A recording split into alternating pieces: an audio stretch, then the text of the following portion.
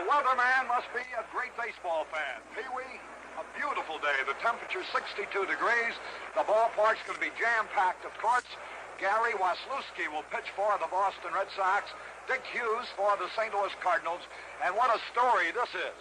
Waslewski, you know, was added to the Boston roster as a result of an injury. And his name is not even in the official World Series program. How about that, Pee-wee? Well, that is something, Harry. And, of course, Waslewski, he can get off to a good start. Gets over this nervous jitters at the start of this game. He could be a little rough because he throws a real good sinker. He pitches a whole lot like Lonborg. And, Harry, where have you been for the last 3 games? I missed you, Pee-wee. Been over on that other medium with our good friend Kurt Gowdy. But what a World Series this has become. Remember when we left Boston, Pee-wee, I said to you, I believe, and to our engineer, Joe Sterniello, and to our producer here, Len Dillon, our director, that we'd be back to Boston. And here we are. Yes, sir, and this Boston Ball Club, all year in the American League, they have fought back. They've been a tough ball club. You counted them out, like the win in the last 2 games on Saturday and Sunday against the Minnesota Twins. No one gave them too much of a chance winning those 2 games. No one has given them too much of a chance of winning the last 3 here. But we're back in Boston, Harry, and you can't tell what's going to happen. This broadcast is authorized under broadcast rights granted by the Commissioner of Baseball solely for the entertainment of our listening audience, and any publication, rebroadcast, or other use of the description of the account of this game without the express consent of the Commissioner of Baseball is prohibited. Another thing about playing in a World Series, for example, I'm looking down at Jim Lonborg's been posing for pictures all day long. He's become a national hero. Just winning 22 games in the American League, I'm sure wouldn't have made him the hero that he is now as a result of winning 2 in the World Series with all that national exposure involved. Here the starting lineups being announced. Red Cheney's the manager of the Cardinals, has been introduced. Now Lou Brock will be playing left field, hitting .400 in the series, will be the leadoff man. Batting second in center field, hitting .150 in the series, Kurt Flood. In right field, batting third, proving himself a competitive warhorse, as you would expect him to be, Roger Maris, hitting .316 in the series, and leads with 6 runs batted in. He'll be playing right field, hitting third. Orlando Cepeda, who's been held to a .150 batting average in the series, will be batting cleanup, playing first base. The catcher for the Cardinals, hitting .125 in the series, Tim McCarver. Playing third base and batting sixth with an average of .125 in the series will be Mike Shannon. At second base, fellows made 2 of the greatest defensive plays ever seen, but both in losing games, hitting .353, batting 7th at second base, Julian Javier. At shortstop, batting 8th, hitting out .167 in the World Series, Dal Maxfield. And the pitcher out in the right field bullpen, still getting ready, Dick Hughes. He's 0-1 in the series. He was 16-6 over the regular season with an earned run average of 2.67. For the hometown Boston Red Sox, the rest of the Cardinal squad is introduced en masse, and they've taken their position along the third base line. Now the Boston Red Sox will be introduced, starting with their manager, who, by the way, will be honored by the Boston Press Photographers Association at a dinner later this month. Dick Williams has been introduced and trots out to first base. Leading off for the Boston Red Sox, one of the stars in their victory Monday in St. Louis, at third base, hitting .125 in the series, Joe Boyd. At second base, hitting .400 in the series. In his first full season in the major leagues, batting second, Mike Andrews. In left field, starring in the series as he did during the regular season, Carl Yastrzemski. He's hitting .333 during the series. In right field, the man who put the Red Sox out in front in Monday's game, Ken Harrelson, playing right field, hitting .167, batting fourth.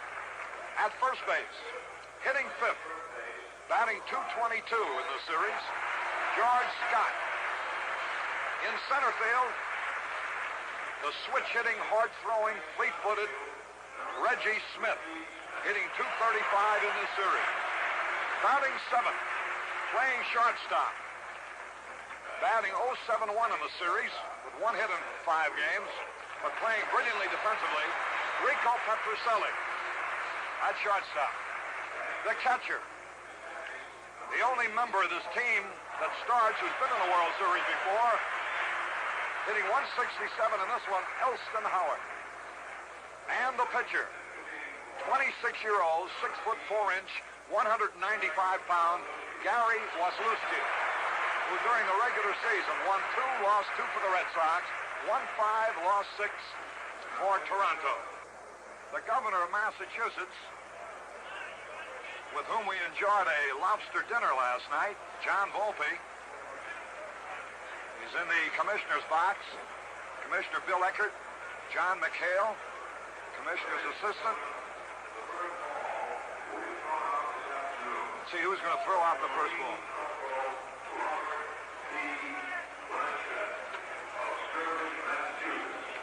I think you caught that. United States Marine Corporal Robert P. Blanchett, Sturbridge, Massachusetts, wounded last May in Vietnam. Presently recuperating in his home in Sturbridge. Has just tossed out the first ball. Elston Howard returns the ball to him as a souvenir, and the Red Sox take the field. The wind is blowing towards right field at about from 10 to 20 miles an hour out of the west. So as the Red Sox take their positions, moving into the microphone to give you the play-by-play on the first portion of the ball game, former great shortstop of the Brooklyn Dodgers, Kurt Gowdy's partner on NBC's Game of the Week, and my good friend, Pee Wee Reese. Thank you, Harry. Gary Waslewski taking the mound. Ready for his warm-up pitches, and while he's taking his warm-up pitches, we'll pause 10 seconds for station identification. KMOX, KMOX-FM, St. Louis. Earn 5% on savings certificates, the highest return on insured savings in the area. At the blue chip of the savings business, Community Federal. Back here at Fenway Park, the 6th game of the World Series. The big, tall right-hander starting for the Boston Red Sox. As Harry told you, he was not eligible for the series until Darrell Brandon, big right-hander, got hurt for the Red Sox. He was put on the eligible list 2 days before the series started. He pitched 3 fine innings in Saturday's game. He struck out 3, didn't walk a man, and they did not get a hit off of him. So Dick Williams, a manager for the Red Sox who likes to play hunches, said this is the best man he thinks right now that can beat this Cardinal ball club, so he started him. Pee Wee, an oddity, I think. You know, the team that scored first in each of the previous 5 games has won. Whoever scored first has gone on to win the ball game. And talking about scoring first, here is a fella that the Red Sox must keep off of those sacks. His name, Lou Brock. He has 8 hits in the series. He has scored 5 runs. He'll be followed by Curt Flood, Roger Maris, Gary Waslewski looking down at Lou Brock. Elston Howard giving the sign. Here is the pitch to Lou Brock. He tries to bunt one down the third baseline. It looks like he held back on it. He held up on it.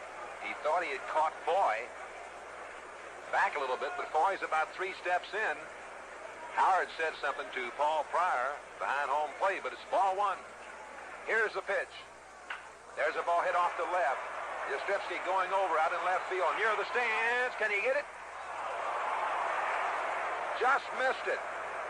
He jumped up off on the side of the wall, almost came up with that ball, Carl Yastrzemski. And he knows that wall like the back of his hand. He's been over there numerous times, I'm sure. Now that it count as 1 ball and 1 strike on Lou Brock. Wozlewski looks around at his outfield. He's a big, tall fellow. 6'4", weighs 195 pounds. He's 26 years old. Here's the windup. The pitch. A curveball in there. Ball strike 2. And you'll be hearing that yelling all day. Well, let's see. Lou Brock walked away.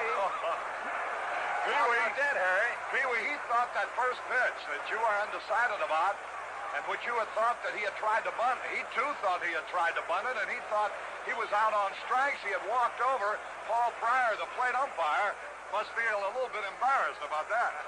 Well, I guess I wasn't wrong, because Lou Brock thought he had bunted to the ball also. He started to walk away. Pryor called him back and said, "There's only 2 strikes on you."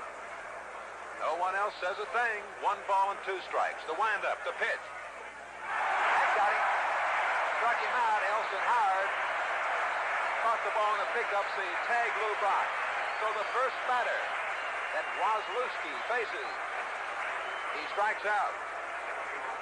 And that brings up Kurt Flood. As I said, Wozlewski pitches a lot like Jim Lombard. He has a sinker, curveball, fastball. Here's the pitch by Wozlewski. A tap out to second baseman Mike Andrews. He has it, flips the ball over the top. And that's all for Kurt Flood. 2 up and 2 down here in the top half of the first inning. And that brings up Roger Maris. Roger Maris has had quite a series. He's had 1 home run, 6 runs batted in. 6 for 19. The outfield is pulled around to the right. You know, he slapped the double in left field against San Diego over in Busch Stadium. He hits the ball where it's pitched. Here's the pitch by Wozlewski. Swing and a miss. Strike 1. Wozlewski has that sinker ball working. Against the sinker ball pitcher, you must make him bring the ball up. If you swing at that ball below your knees, you'll hit those grounders all day. Here's the pitch. Fastball outside. Makes it count 1 ball and 1 strike. Elston Howard out in front of that home plate. One of the real fine catchers of all time, Elston Howard. He's giving the signs. Holds that target right in the middle. Here's the pitch. Swing and a miss. Strike 2. 1 ball and 2 strikes on Roger Maris. Pee-wee, if this youngster keeps that stuff all afternoon long, it's going to be a tough day for the Cardinals. 1 ball, 2 strikes on Roger Maris. It's 2 away. Fenway Park, the 6th game of the World Series. At the foul straight back, and the count remains 1 ball and 2 strikes. He seems faster here than he did in that relief stint in St. Louis, and you recall he struck out Brock first time he faced him there, and the first time he faces him here today, he struck him out.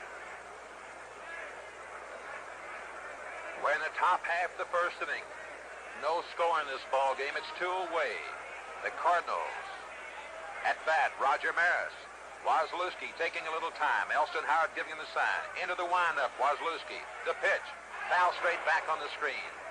Maris hanging tough.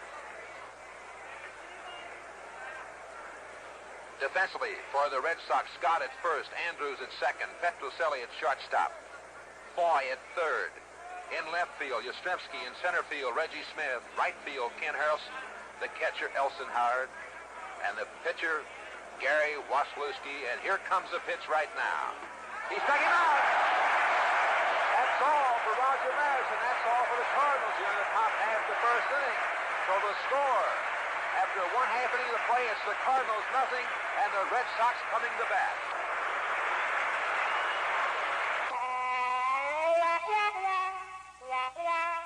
It's what's up front that counts.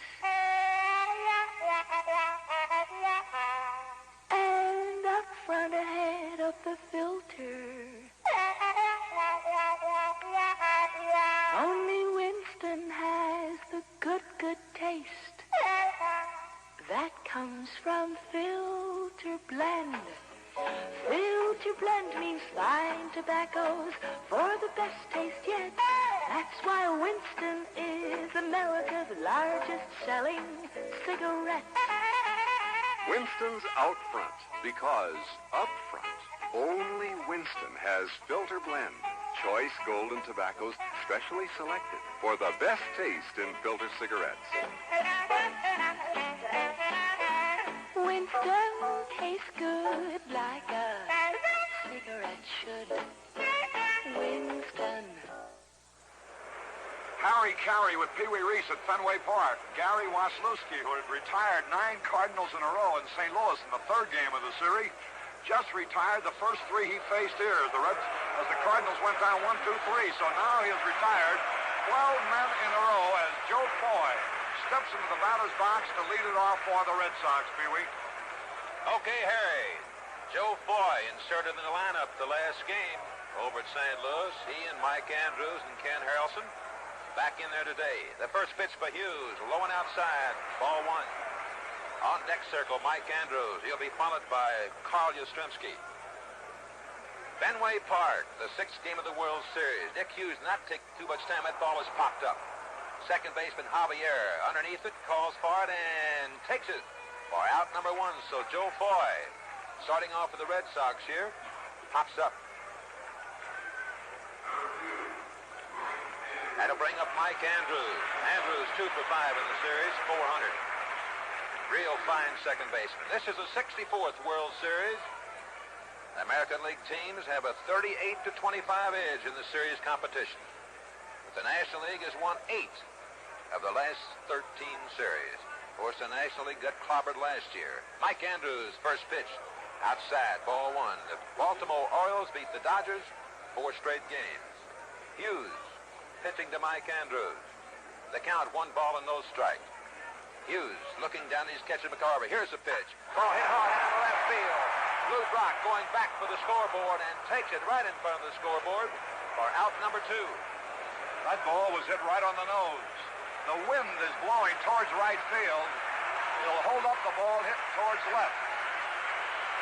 Carl Yastrzemski gets a nice hand. He deserves it. Yastrzemski has 2 home runs in the series, batting .333, 6 for 18. Remember, it was Yastrzemski hitting a home run to break up a 0-0 pitching duel. Hughes first pitch to him. Fastball in there, strike 1. Off Dick Hughes. It was Hughes against Lonborg in the 2nd game of the series, and Yastrzemski hit a homer to put the Red Sox into the lead 1-0 in the 4th inning. 1 strike on Yastrzemski. Hughes looking down at McCarver. McCarver giving the sign. Here's the pitch. A changeup. It's outside. 1 ball and 1 strike. They try to keep the ball away from Carl Yastrzemski.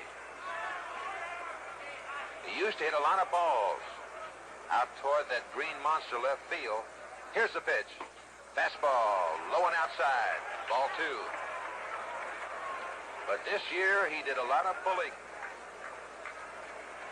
It was quite successful. He had 27 home runs at Fenway Park and 17 on the road. Here's the pitch. Grounder. It's a foul ball. Cepeda, the first baseman, up with it, flips the ball back to Hughes. 2-2 defensively for the Cardinals. Cepeda at first. Javier at second. Maxwell at short. At third, Mike Shannon. In left field, Lou Brock. In center field, Kurt Flood. In right field, Roger Maris. The catcher, Tim McCarver. And the pitcher, Dick Hughes. The count on the hitter, Yastrzemski 2-2. Here's a pitch. Foul right straight up here, Bus. Everything all right, Harry? Don't worry, Pee Wee, I'll protect you. Count is 2-2 on Carl Yastrzemski.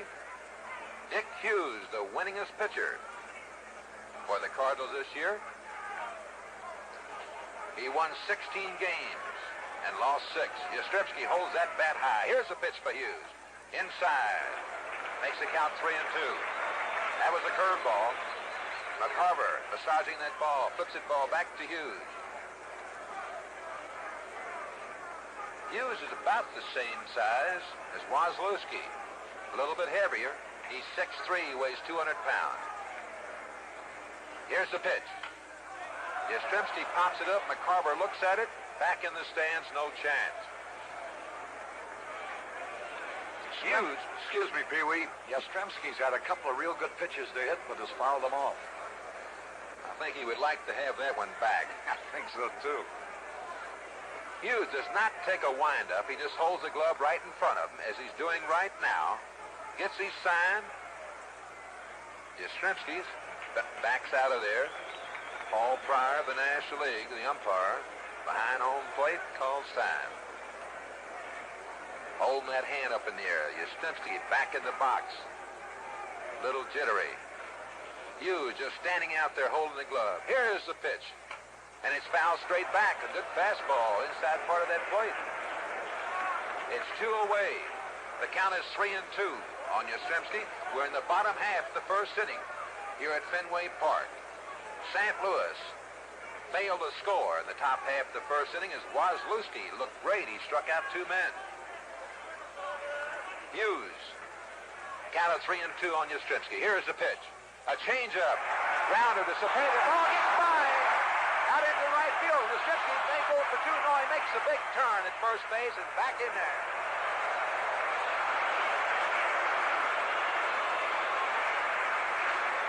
That ball was hit hard right at Cepeda. We'll have to wait and see whether he gets a hit on error, and they gave Yastrzemski a hit.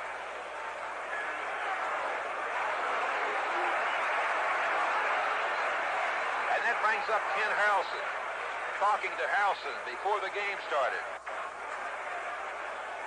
And Bobby Doerr, the batting coach for the Red Sox, they have moved Harrelson up on the plate. He's gotten a little bit closer to his work, and he says he may break loose today. Let's see what happens. Dick Hughes flips the ball over to Cepeda at first. Yastrzemski with not too much of a lead. It's 2 away. Base runner on at first base is Yastrzemski. Hughes looking down. He's set.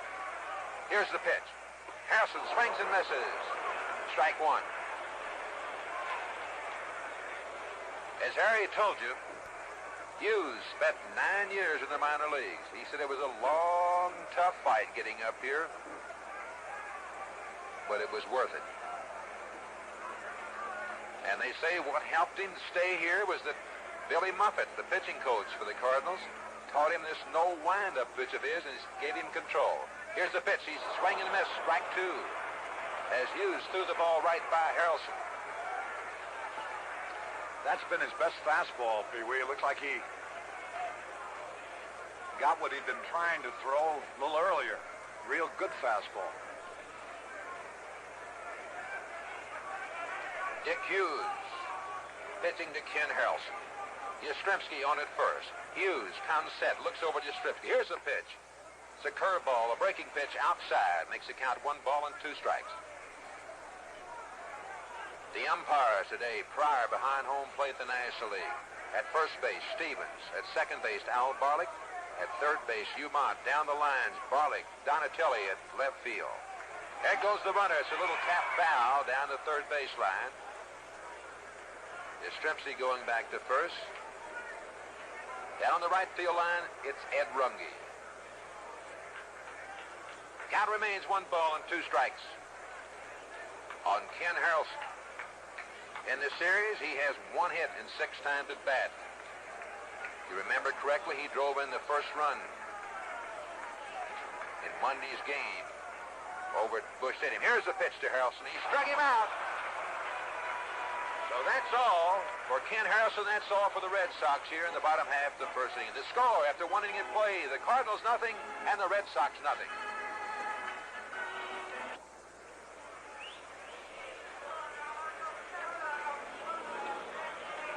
Going into the top of the second, Orlando Cepeda, who's been stopped cold by the Boston pitching staff.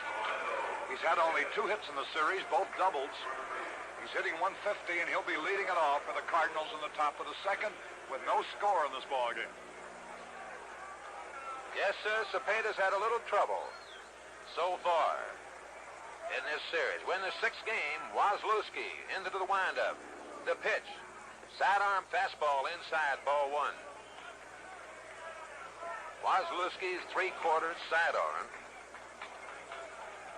His ball runs in on a right-handed hitter. Cepeda holding that bat straight up in the air. Here's Wozlewski. The pitch. Fastball right in there. Call strike 1. 1 ball, 1 strike on Cepeda as he backs out of there. Saying something to the umpire, Paul Pryor. Cepeda has 2 hits and 19 times at bat. Wazlewski taking the sign from Elston Howard. Into the windup. The pitch. Curveball, it's popped up. Joe Foy, the third baseman, may have a chance for it. Wynn brings it back in, way back in. And he takes it for out number 1. So Cepeda still having a little trouble getting a base hit. And that's been the one of the reasons that the Cardinals had a little trouble scoring. Here's another fellow, McCarver, has 2 for 16, batting 125. He's having a little trouble. Left-handed hitter, the big catcher, crouched over that plate. Backs out now. Paul Pryor calling time. They play him about straight away. The Foy, Joe Foy, the third baseman's in on the grass. A good sinker low and outside, ball 1 by Wazlewski. It's 1 away. We're in the top half of the second inning. Caray, and I'm Pee Wee Reese, bringing you the 6th game of the World Series here in Boston. And a beautiful day it is. You'd have never thought it if you'd have been here last night. Couldn't ask for a better day. Wazlewski looking down at his catcher. Here's the pitch, the windup. Ground ball out to shortstop. Petrocelli has it up with over to George Scott. And that's all for McCarver. And that brings up Mike Shannon.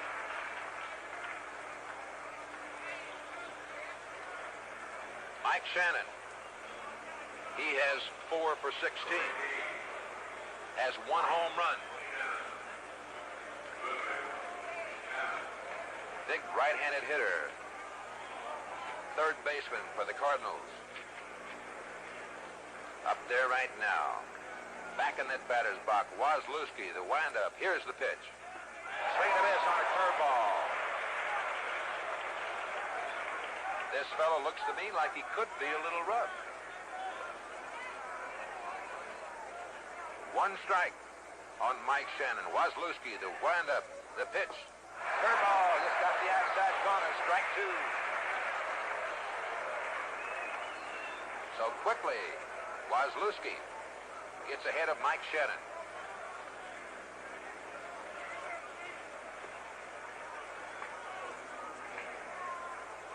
The infielder moved back a little bit more. Now with 2 strikes on Shannon, especially Joe Foy at third base. The 0-2 pitch to Shannon. Here it is. Sat on curveball, just missed. 1 ball and 2 strikes. The on-deck circle, Julian Javier. He's had quite a series. Into the windup, Wazlewski. The pitch, curveball missed outside. 2 balls and 2 strikes.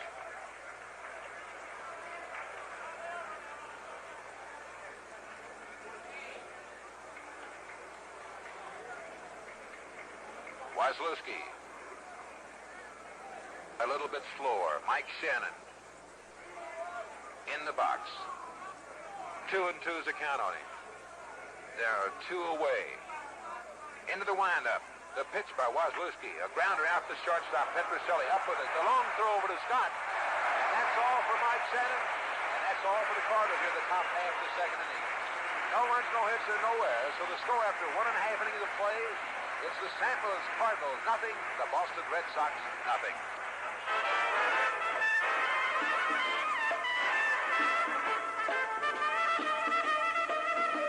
Now Romeo said, Julie, baby, our little compact is a bust.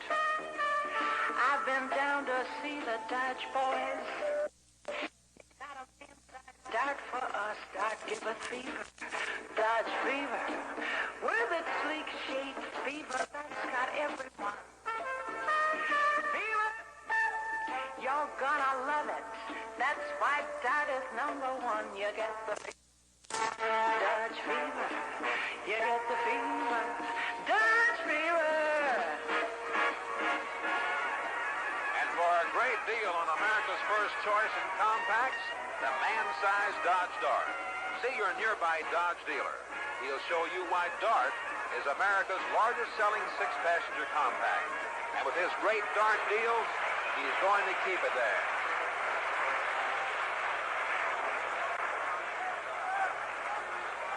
Bottom half the second inning, George Scott leading off for the Red Sox. No score in this ball game. One hit. Carl Yastrzemski has one for Boston. Scott batting .222. The first pitch by Dick Hughes in there. Strike one.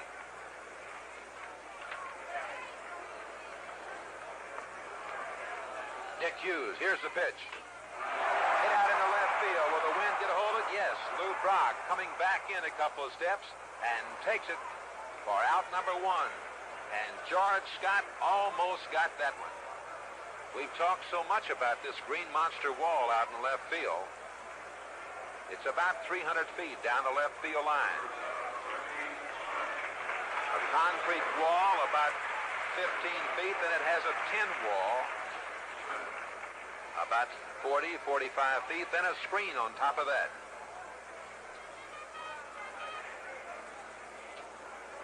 Made a lot of pitchers come up with a sore arm when they see this short left field fence. Reggie Smith is a hitter. He wants to look at the ball. Paul Pryor throws it out. So it's one away. Brings up the center fielder, Reggie Smith. One away. Batting left-handed against the right-hander Dick Hughes. Here's the pitch to Reggie. Fastball a little bit too low. Ball one. McCarver bouncing around behind home plate.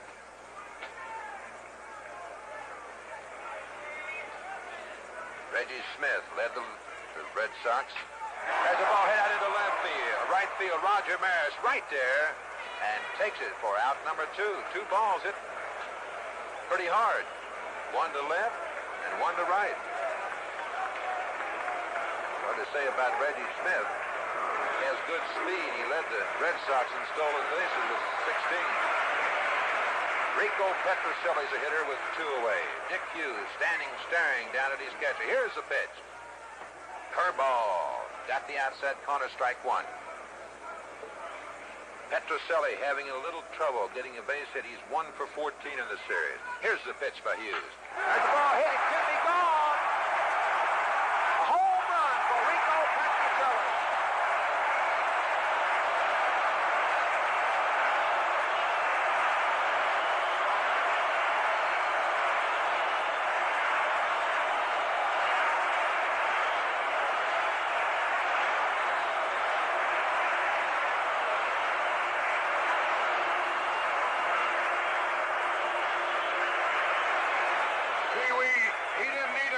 Left field fence on that. That would have been a home run in any park in America. He really pounced on it.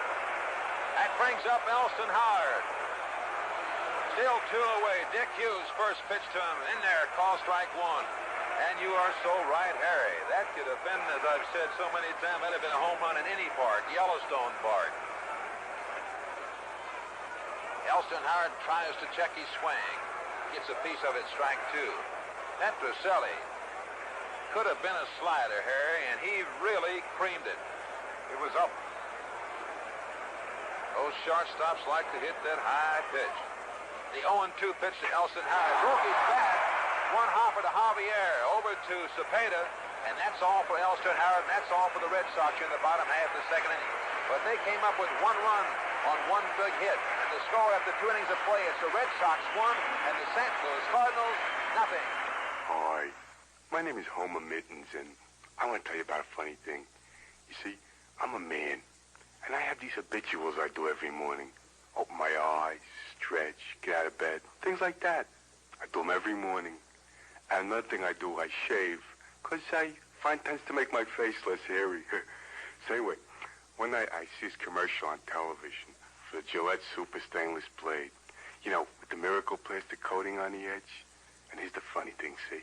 They call it the spoiler, because once you try it, you're supposed to get spoiled. Well, you know, I'm a grown man. I don't have tantrums and things like that. So anyway, I buy a pack and I bring them home that night. I don't shave at night, because that's not one of my habituals. But the next morning, I go into, can I say bathroom? I go into the bathroom, and I shave with them. And you know what? It really is great. And I really can't go back to my old way of shaving. But to say I'm spoiled, come on.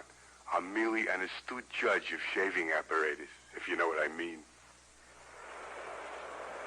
We've had 2 innings of this ball game. The Red Sox 1 run, 2 hits, no errors. The Cardinals nothing across. They haven't had a man reach base. I mentioned before the game, Pee-wee, that previously in this World Series, the team that scored first went on to win each game. The Red Sox have scored first today. Will that hold up?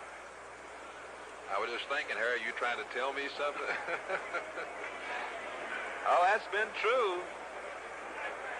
Seems like the team that gets out of that gate first, they seem to be the winner. Wozlewski has looked great, too. Retired 6 men in a row. Struck out Brock in the first inning, and Maris got Cepeda to pop up to Foy at third. McCarver and Shannon both grounded out to Rico Petroselli, the shortstop. We're going to the top half of the 3rd inning, and here's a fellow that's had quite a series. Made a couple of great, outstanding plays. Out at second base, he has 6 for 17, batting .353. Uli Javier. He'll be followed by Dal Maxwell, the shortstop, and the pitcher, Dick Hughes. Wozlewski into the windup. The pitch to Javier. Curveball hit out into left field. That ball could be off the wall. Yastrzemski back there. It is right off the top of the wall. Yastrzemski cannot pick it up. Javier into second with a stand-up double. That didn't miss being a homer by more than an inch or two, Pee-wee. It hit right on the very top of the green monster, as it were. Another couple of inches higher, and then it had to hit the screen. Yes, sir. It almost scraped that screen on top of the green monster. That was very close to being a home run. So Javier keeps it going. It's his 7th hit in the series, the first hit in this ball game, by the way. A double by Javier. Starting things off here in the top half of the 3rd inning for the Cardinals. Maxwell. The little shortstop's a hitter. Let's see if he tries to hit the ball to right field to get Javier over to third. Javier likes to run and can run. Wozlewski checking Javier at second. Here's the pitch. Ball to shortstop. Petroselli up with it over to George Scott, and Javier had the hold at the bag. Maxwell grounding out 6-3. And this is one thing here that the Cardinals very seldom do. They usually make those little fundamental plays, like hitting that ball to the right with a runner on second and no one out. Especially a fellow like Maxwell, who's made a career out of hitting the ball to right field. But I think Wozlewski just fooled him with a pitch in on his hands, and he couldn't hit it over there. Instead wound up pulling the ball to the shortstop. Dick Hughes, the hitter. It's one away. Javier down at second. The pitch. A good cut. No contact. Strike one. Yeah, it looks pretty easy sometimes just to hit that ball to right field, but it ain't. No runs. 1 hit for the Cardinals. For the Red Sox, 1 run and 2 hits. We're in the top half of the 3rd inning. 1 away. Wozlewski looks back at Javier at second. Petroselli breaks in back of him. Back over in his position. Here's the pitch. Fastball in there. Call strike 2.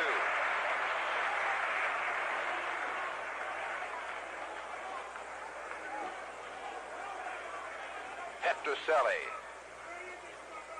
trying to keep Javier close at second base as Mike Andrews, the second baseman, playing Hughes to hit to right. He's way off to the right, almost on the grass. Petroselli comes up in back of him now. Wozlewski, pitch to Hughes. He strikes him out.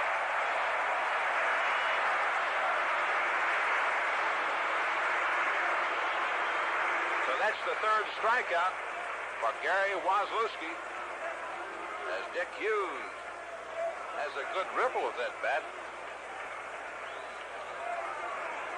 but didn't make any contact. Lou Brock struck out his first time.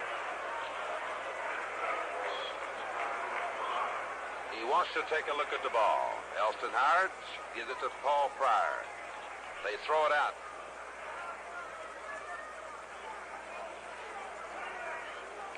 Javier started the inning off with a double off of the Green Monster, the left field wall.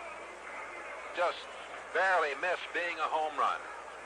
But he's still down there after 2 men out. Lou Brock having a chance to tie this game up. He has a closed stance. He hits the ball where it's pitched. Liable to hit it to the left, back through the middle, to right. Wazlewski, here's the pitch to him. They try to keep the ball down. It's a little outside, ball one. Brock, a good high ball hitter.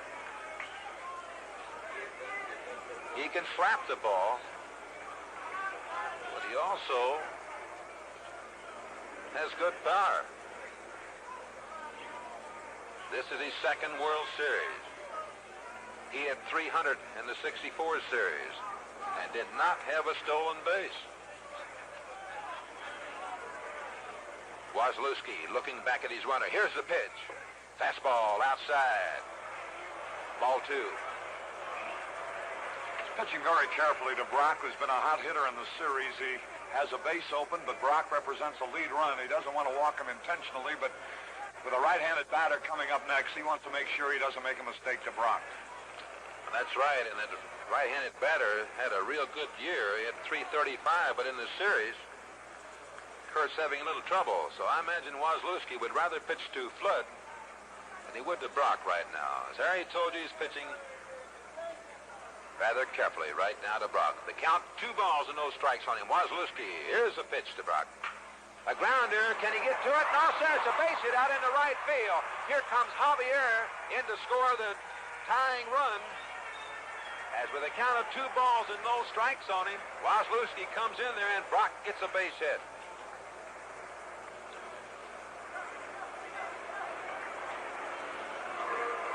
So that's the second hit given up by Wazlewski. Wazlewski elected to pitch to Lou Brock. They say that Wazlewski has a real fine move to first base. He'd better have, because Brock likes to run. Curt Flood, there's the pitch. Over to first base, a good move. 2 away. 1 run, 2 hits for both clubs. Another throw to first base, and he does have a good move, Harry. Well, I should say he does. That's Brock's 9th hit of the series. He leads all hitters in total hits, but it was his first run batted in. Pee-wee. Well, in the top half of the 3rd inning, Wazlewski trying to hold Brock close at first base. Brock trying to get that good lead. Wazlewski looking down his catcher, Elson Howard. He takes his time. Here's the pitch, and there goes Brock. The pitch is swung on. The throw. Did he get him? He's safe.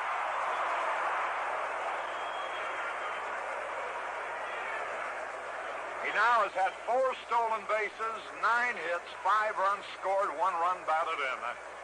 He's got a pretty good chance to be the star of the series. And he was your pick at the start of it, wasn't he? I had that in mind. It's nice of you to bring it up, Pee-wee. Okay, Harry.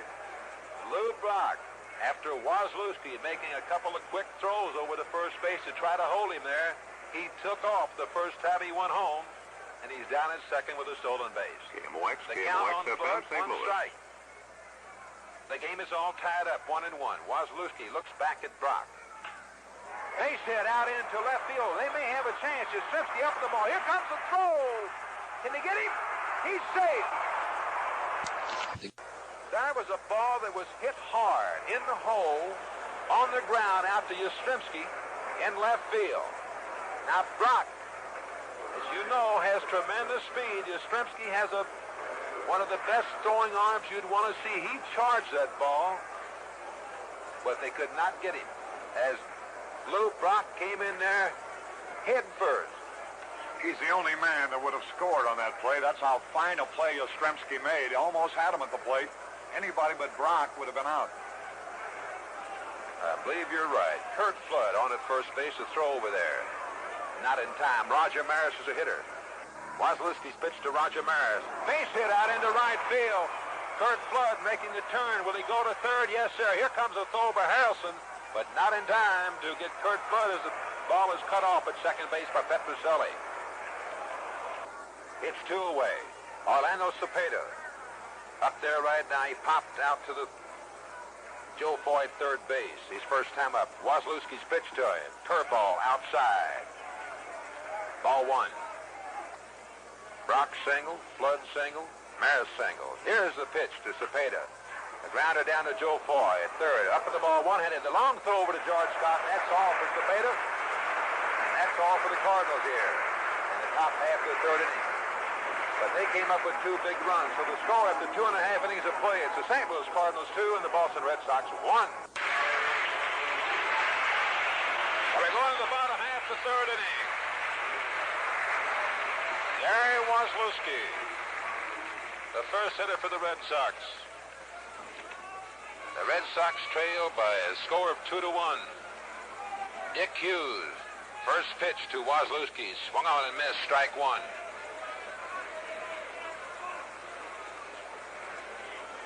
Petrocelli hit a home run for the Boston Red Sox only run. Here's the pitch by Hughes, curveball, swung on and missed, strike two. Wasilewski will be followed by Joe Foy and Mike Andrews.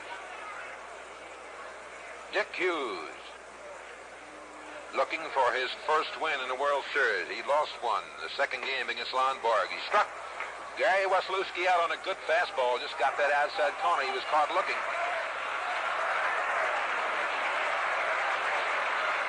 That's the second strikeout for Dick Hughes. Brings up Joe Foy.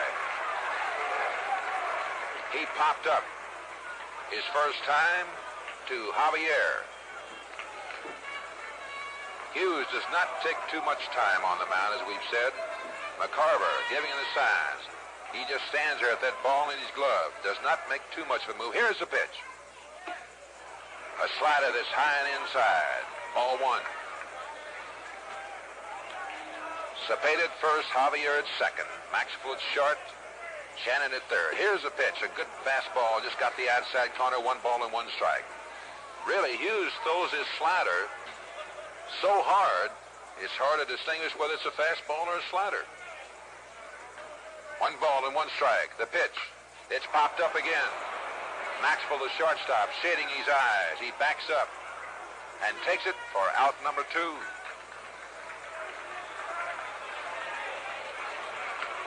Joe Foy popping out to Dal Maxwell. The Cardinals have 4 hits and 2 runs. The Red Sox have 1 run on 2 hits. Mike Andrews hit a line drive to Lou Brock in left field his last time up. Here's the pitch. It's outside, ball 1. A breaking pitch. 1-0's the count on Mike. They play him straight away. He chokes up on the bat. The pitch by Hughes. It's popped up. Mike Shannon at third over Tim McCarver. Shannon calls for it in foul territory and takes it for the 3rd out. So that's all for Andrews, and that's all for the Red Sox here in the bottom half of the 3rd inning. No runs, no hits, no errors, no one left on base. The score after 3 innings of play, the Cardinals 2 and the Red Sox 1. Most of us enjoy watching the strategy of these World Series managers. When one of them sends up a left-handed pinch hitter, the other's just likely to counter by waving a southpaw to the mound. For every move, there's a counter move, right? Well, you know, it won't be long now before winter makes its move, and all of us are going to have to meet it. And when ice and snow cover the road, the safest counter move you can make is B.F. Goodrich's Trailmaker Silvertown Snow Tires. Trailmakers give your car real digging power. The deep biting edges digging deep to keep you going. The 4-ply nylon cord construction means many winters of safe driving miles. BFG Trailmaker Snow Tires can be yours for no money down. And installation is free, too. If you need extra traction, you can get your Trailmakers with steel safety studs. So don't be outmaneuvered by snow and ice. Stay on top of winter with Trailmaker Silvertowns from your B.F. Goodrich store or dealer. Well, we're going to the top half of the 4th inning, and it gives me a great deal of pleasure to bring this fellow back into the mic. He's always done a professional job, and he has done for many years. He's been the voice of the Cardinals since 1946. I know you enjoy listening to him, my friend Harry Caray. Come on in, Harry. Thank you very much, Pee Wee, and hello again, everybody. Tim McCarver will lead it off as we go into the top of the fourth. The Cardinals are out in front 2-1. 2 runs, 4 hits, no errors for the Redbirds. 1 run, 2 hits, no errors for Boston. A capacity crowd, of course. It's almost redundant to even mention crowd here. You know that it's jam-packed every day at the small Fenway Park. McCarver hasn't had a good World Series. He's had 2 out of 17 so far. Left-handed batter against Gary Wasilewski. The wind-up, the first pitch. Fastball in there at the knees, a strike is called. Foy playing wide at third base. The outfield plays McCarver straight away. Hits the ball to all field. The second baseman, Andrews, plays him a little bit to pull. 1 strike and no ball. The wind-up by Wasilewski, the pitch. Curveball, low and outside. That evened it up with a ball and a strike. Nobody on, nobody out, top of the fourth. Cardinals out in front, 2-1 in the 6th game of the World Series. Wasilewski gets his signal. Rangy right-hander delivers. Ground ball to the first baseman, Scott. He gobbles it up, races to the bag, easy out. 1 gone, and the Red Sox pepper that ball around. Gary Wasilewski, who was born in Meridian, Connecticut, now lives in Kensington, Connecticut. Attended the University of Connecticut for a year. Originally signed with the Pittsburgh organization. Was drafted by the Red Sox from the Pirate organization after the '64 season.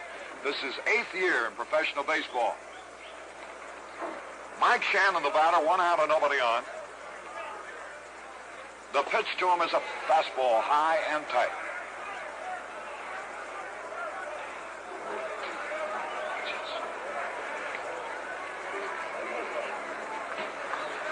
Lou Brock stole his 4th base of the World Series in that Cardinal 3rd inning. Here's the pitch. Swung, and he missed the fastball. And this would be a new record for a 6-game series, breaking the record of 3 by Eddie Collins of the White Sox back in 1917. Mike Shannon, 1 ball, 1 strike. The pitch by Wasilewski, swung, ground ball, sharply hit to Petroselli. Knocks it down, picks it up and throws. Safe. Let's see how they're going to call that. Ball was hit very hard at Petroselli. It's an error. An error charge to Rico. An excusable error on that one because that ball was hit like a shot. So with 1 out, the Cardinals have a base runner, and here's Julian Javier, who started that 3rd inning with a double off the top of the left field wall that missed being a homer by no more than a couple of inches. Javier having a fine World Series with 7 out of 18.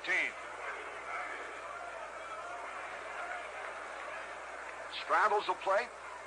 That's the kind of hitter, if you make a mistake on him, he's a home run threat. He can hit the ball a mile.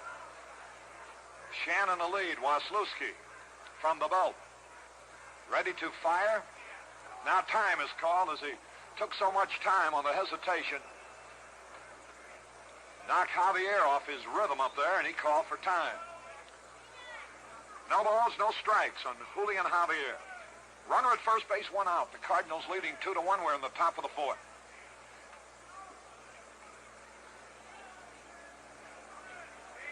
Wasilewski taking a lot of time. Glances off the shoulder.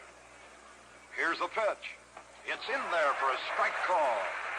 Sidearm fastball. Wasilewski, you'd figure, would be very tough on the right-handed hitters. He sort of wheels from the side. Has a good sinking fastball. Throws a pound ball, too, as his change of pace. There's Shannon the lead, 1 out. The pitch. Low and outside. That evens it up with a ball and a strike. Javier, who hit .281 during the regular season with 14 homers, drove in 64 runs. In this series, he's hitting around 400 with 7 out of 18.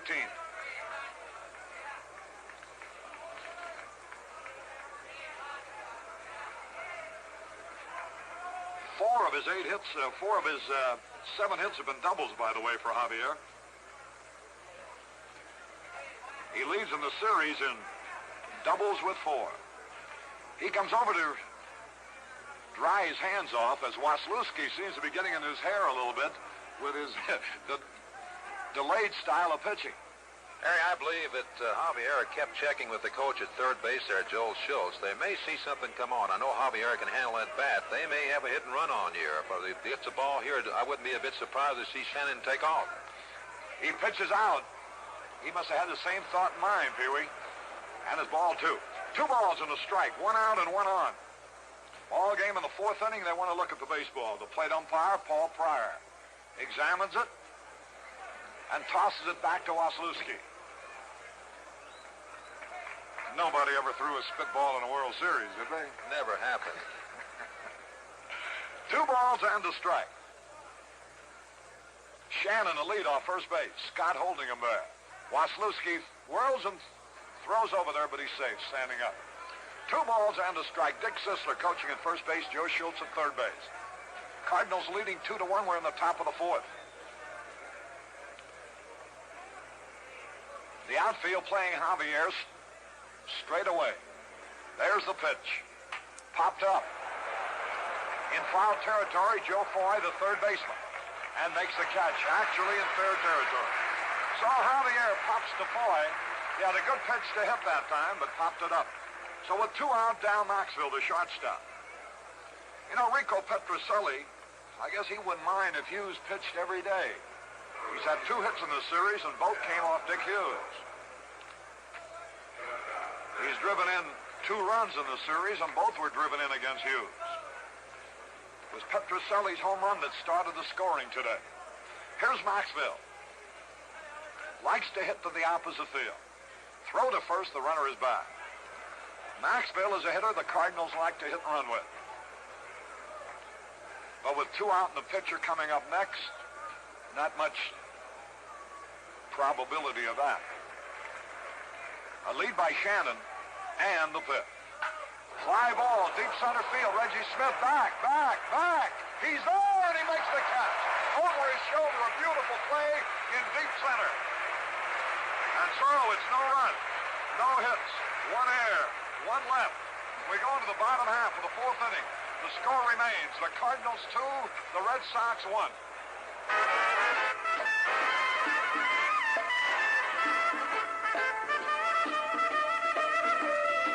Cleopatra said to Tony, this barge we're driving is all wet.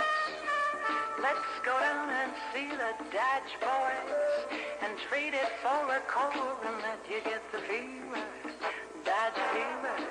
When you see it, fever from the swing and style. Fever! 1968 Coronet. It's a whole new style. Lively, whipping. Inside is tall, wide room and deep comfort. 68 Coronet, the lively, low-price cure for Dodge fever. See it at your Dodge dealers now. We're going into the bottom of the 4th. It's 2-1. The scoring started with 2 out in the 2nd inning when Rico Petrocelli lined a savage home run off the left field screen. A home run that would have gone out of any ballpark. Then in the 3rd, Javier led off with a double to just miss being a homer. The next 2 men went out. The irrepressible Lou Brock singled to right to score Javier with a tying run. Flood singled after Brock had stolen second for his 4th stolen base of the series to score Brock with a go-ahead run, and that's where we stand now. Here's Yastrzemski to lead off against Dick Hughes. The first pitch. Slow curve is outside. Yastrzemski homered off Hughes here in the 2nd game of the series. So he's had 2 out of 3 against Dick Hughes as a result of a single off Cepeda's glove in the 1st inning today. Bottom of the 4th, 2-1 St. Louis in the 6th game of the World Series. If the Cardinals win, it's the final game. Here's the pitch low, a sinking fastball. If the Cardinals lose, it'll be a 7-game World Series with Gibson versus Lonborg tomorrow. And what a dramatic finish that one would be.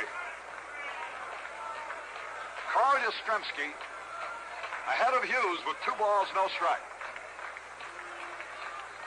Fouled it back, and you knew he'd be getting a cut if the pitch was over that plate. Yastrzemski hasn't become famous by drawing bases on balls. It's hitting the ball out of the park that's made him the Triple Crown winner and the MVP. 44 homers during the season. The pitch. There's a long drive. Might be out of here. It could be. It is a home run.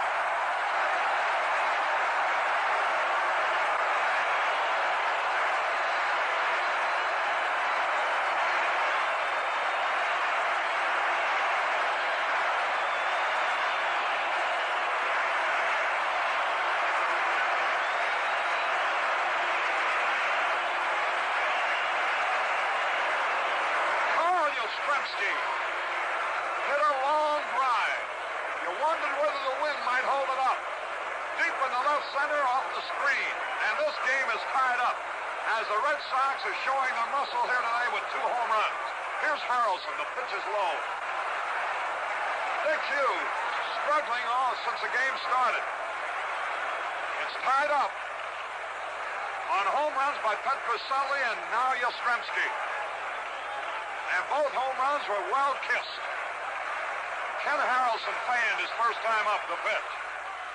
There's a long drive, deep left center, way back is Flood and Brock. Flood's calling for the ball at the 379 mark, and he has it. Harrelson fly deep to Flood. Now there's one that the wind had to hurt. Hit towards left center, the wind blowing out of the west towards right field. Saw that it drifted the ball towards the deeper point in center field where Flood grabbed it. Here's George Scott. This crowd has really come to life. The Red Sox have come from behind to tie it now at 2-2. Yastrzemski's 3rd homer of the series. Scott half swing on the first pitch, strike 1. Yastrzemski has hit 2 of his 3 home runs off Hughes. 2 runs, 4 hits, no errors for the Cardinals so far. 2 runs, 3 hits, 1 error for the Red Sox. Here's a pitch to Scott. High, pop, foul, outside first, near the stands, out of play. 2 strikes, no ball. Scott hasn't driven in a run in the series, hasn't had a homer in the series, hitting .222. During the regular season, he hit 19 homers. He's had 4 out of 19 so far. You know, in the second game of this World Series with the score 0-0, here's a pitch, curve outside. Yastrzemski was the leadoff man in the 4th inning and drilled a line drive into the right field seats off Hughes to give the Red Sox a 1-0 lead. Here's the pitch. Scott takes a curve low and outside to even it up. Hughes is struggling. He's not the same Hughes we saw many times during the regular season. He's not as quick and he's not as sharp. 2 balls, 2 strikes. The pitch to Scott. Ground ball up the middle. Maxfield to his left nicely. The throw, he's on. Maxfield roamed to his left near second base, scooped up Scott's roller and threw him out. That's 2 away, and it brings up Reggie Smith. The similarity of situation, I mentioned in the second game how Yastrzemski, the first man up in the 4th, hit a homer to give the Red Sox a 1-0 lead. They went on to shut out the Cardinals. Now today in the 4th inning, he led off again. Another home run, this time to left center, to give the Red Sox a tie at 2-2. The pitch to Reggie Smith. Curve in there, a strike call. Ball game in the bottom of the 4th, all tied up 2-2. Hughes pitched to the left-hand batter. Inside, forced him back, a slider. And the count evens at a ball and a strike. Reggie Smith hit 15 homers during the regular season. He's had 1 homer in this series. Dick Hughes getting set. The spectacled right-hander. The pitch. Foul ball back and out of play. The Red Sox are getting good cuts. The Cardinals scored 2 runs with 4 hits in the 3rd inning. A leadoff double by Javier, then 2 outs, singles by Brock, Flood, and Maris. Nelson Briles has started to warm up in the bullpen for the Cardinals.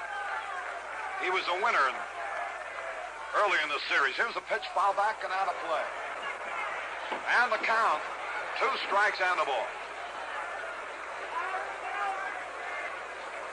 Briles, you know, won the third game of the series 5-2 over the Red Sox. Reggie Smith digging in. Now Hughes is set. Here's the pitch. Change of pace, one on a long drive. Might be out of here. It could be. It is a home run.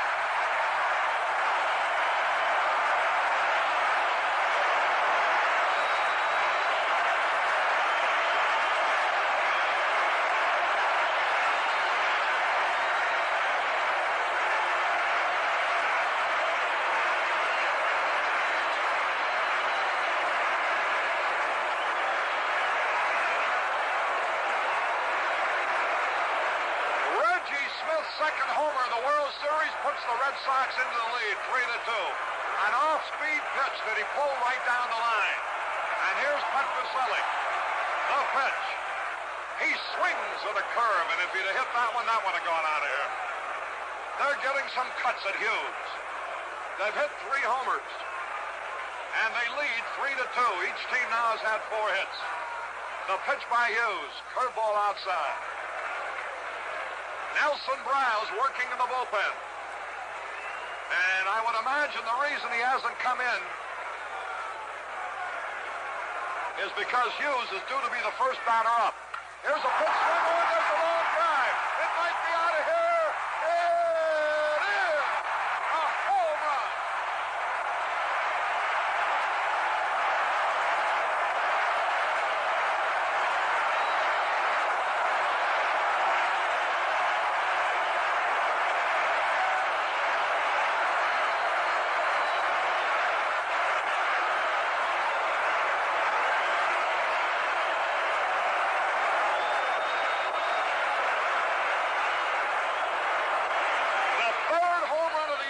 Second straight home run for Petroselli. The reason the manager, Red Cheney's, I'm sure, hasn't taken Hughes out is because he is the first man up in the 5th inning, and he wants to employ a pinch hitter, and he doesn't want to waste Bryle, so he's got Ron Willis getting ready now. Here's Red coming out slowly. And as he walks out, we'll pause 30 seconds for station identification. Hi, this is Bob Richards. You know why the Cardinals made it into the series? Not because they were lucky. They got to the top the same way we all do, with hard work. And no matter who you are, that takes plenty of energy. The kind you get in Wheaties, with its protein, wheat germ, natural sugars, vitamins, and iron. It's a great-tasting, energy-packed way to start your day. So give them a try. Wheaties, breakfast of champions. KMOX, KMOX-FM, St. Louis. With Pee Wee Reese, this is Harry Caray at Fenway Park.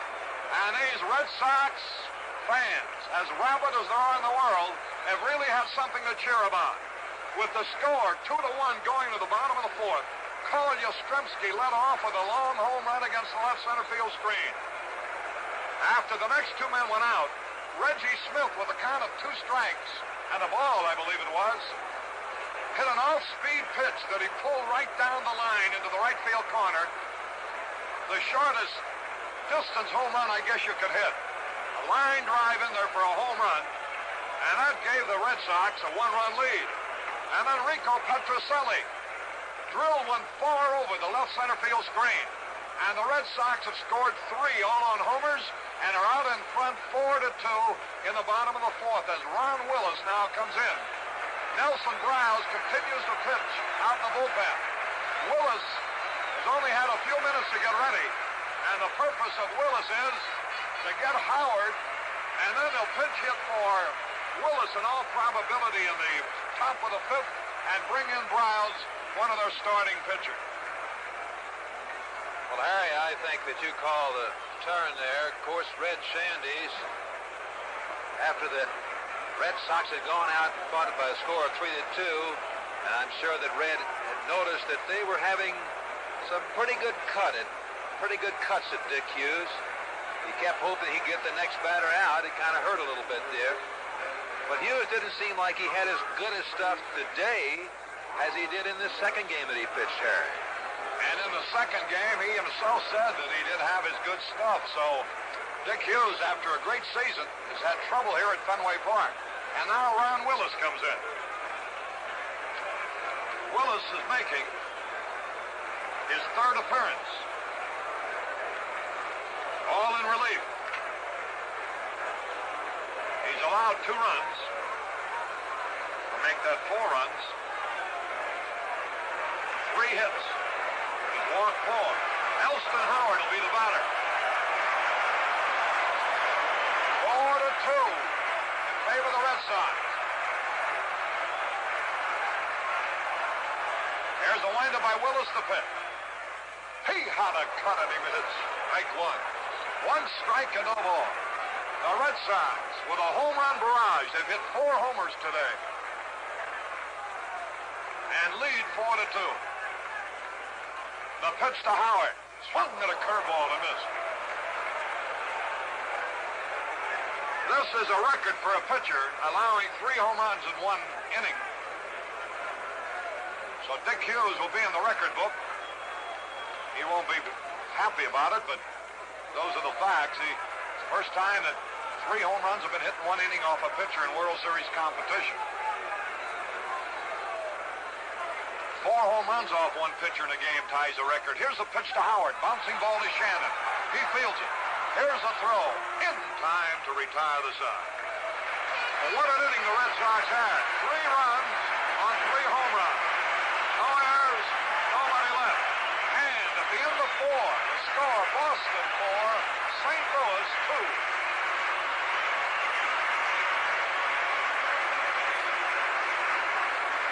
You know, the experts tell me that the average guy has about 15,000 whiskers on his face, and that adds up to a lot of shaving day in and day out. That's the best reason I can think of for using Gillette Foamy. No other shaving creams in its league. Gillette Foamy is as rich and thick and moist and full of lather as your beard has ever come up against. And there's a mountain of shaving comfort in every can. No wonder it's the #1 choice among men. So remember, nobody makes a lather like Foamy. Nobody makes a lather like Gillette. Your new Technocrat razor gives a very nice shave.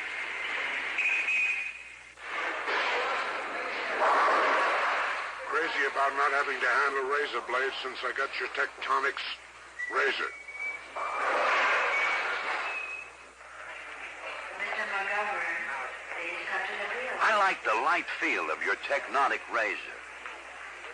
The hard-pronouncing, easy-shaving Gillette Techmatic. Ask your face about it. We're going to the top half of the 5th inning. We'll have a pinch hitter for Ron Willis. Ed Spezio out in the on-deck circle. And Harry, the way these balls have been hit here today, see, there's 5 hits for the Red Sox, 4 home runs. The Cardinals have 4 hits. That's kind of the way I thought this series would be when it started. Everybody thought it would be a hitting series. It's turned out to be a pitching one so far up until today, and now they've broken loose. And here's Eddie Spezio coming out as a pinch hitter. 26-year-old utility infielder. Right-handed batter. His first World Series appearance. Spezio takes a fastball high. 3 home runs in 1 inning off a pitcher, Dick Hughes, is the World Series record. 4 home runs in a game off 1 pitcher ties a record for home runs allowed. 5 home runs in 1 series off Hughes ties a record. Here's Spezio taking the strike over the outside corner. Lou Burdett held the record at 5 with the Braves in 1958. Now Hughes has tied that. Charlie Root with the Cubs and Gene Thompson with the Reds allowed 4 in 1 game. And Hughes tied that. Here's the pitch. Spezio fouls it back. And Hughes set a record allowing 3 home runs in 1 inning. Eddie Spezio leading it off, 2 strikes and a ball, the 6th game of the World Series, and the Red Sox are leading 4-2. If they hold that lead, it means it goes to the decisive game tomorrow with Gibson pitching against Lonborg. Here's the pitch on the way to Spezio. Hot shot on the ground to Foy. He's got it. Here's the peg to first base. Easy out.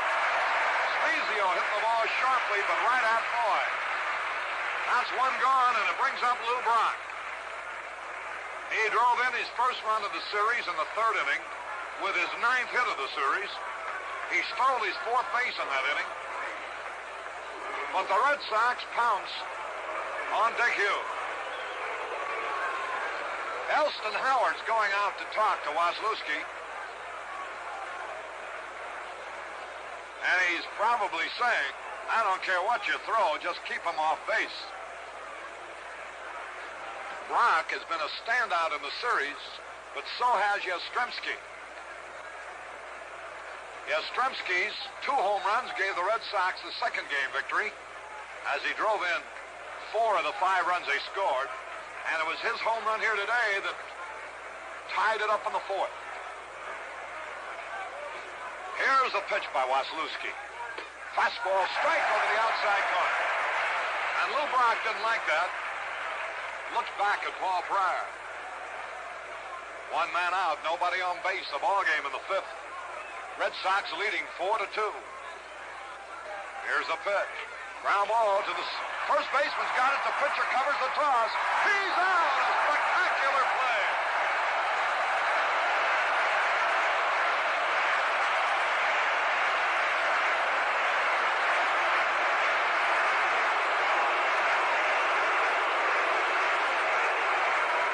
George Scott ranged far to his right.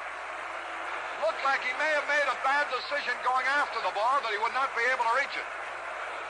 Whereas the second baseman, Andrews, you thought perhaps might get to it. But Scott made a sparkling backhand stop and perfect throw to Waslewski, who was quick covering, and Brock is retired. That brings up Flood. Boy, an exciting ball game here today. 2 men are out. We're in the top of the 5th. Red Sox leading 4-2. Gary Waslewski has a 2-run lead. And Flood had a cut at a curveball, fouled it off. The Cardinals have made 4 hits. Only 1 for extra bases, a double by Javier. The Red Sox have made 5 hits. 4 of them have been homers.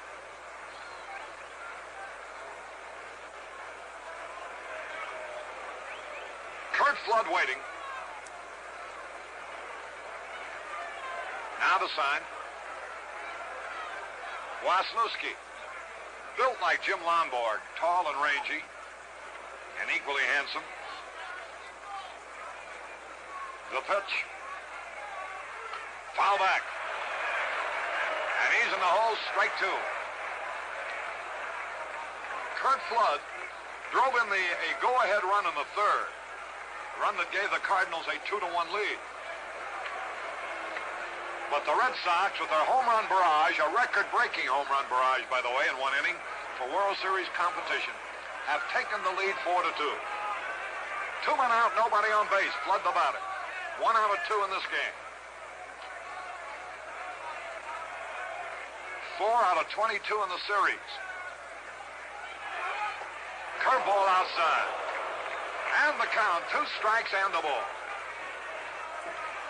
The Cardinals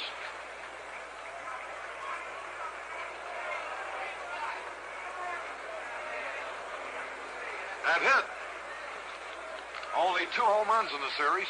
1 by Shannon, 1 by Maris. Both in their home ballpark.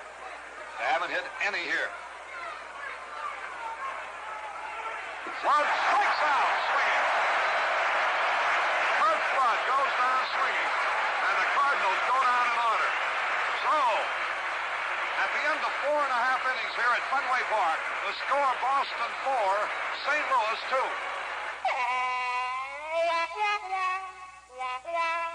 It's what's up front that counts. And up front ahead of the filter,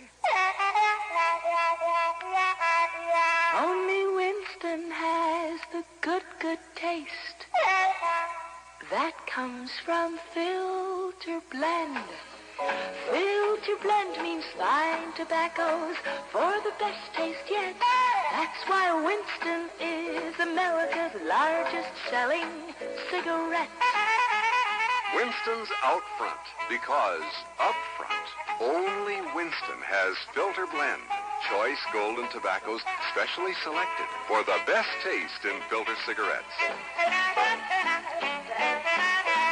Winston tastes good like a cigarette should. Winston. Caray, and I'm Pee Wee Reese, bringing you the 6th game of the World Series at Fenway Park in Boston. The score here, St. Louis Cardinals 2 runs on 4 hits, no errors. The Boston Red Sox 4 runs on 5 hits and 1 error. Nelson Browse is the new pitcher. He went 9 innings. He won the game. He gave up 2 runs. He struck out 4, and he gave up 7 hits. Nelson Browse will be the 3rd pitcher for the Cardinals here today. And to tell you all about it, Caray. All right, Pee Wee. Gary Waslewski will lead it off here against Nelson Browse. Nick Hughes, while he was in there, allowed in 3 2/3 innings, allowed 5 hits, 4 runs, struck out 2, walked nobody. Ron Willis pitched the final out on the 4th, so he's credited with 1/3 of an inning. Nothing across, and now Browse becomes the 3rd Cardinal pitcher. The score 4-2 in favor of the Red Sox. Waslewski swings and hits a high pop foul out of play onto the roof in the left field corner. 1 strike and no ball. Nobody on and nobody out. Bottom of the 5th. Red Sox leading by 2, 4-2. Ed Popowski coaching at third base, Bobby Dorr at first base. The pitch to Waslewski. It hits him. A curveball hits him in the back. That was a curveball that just didn't break.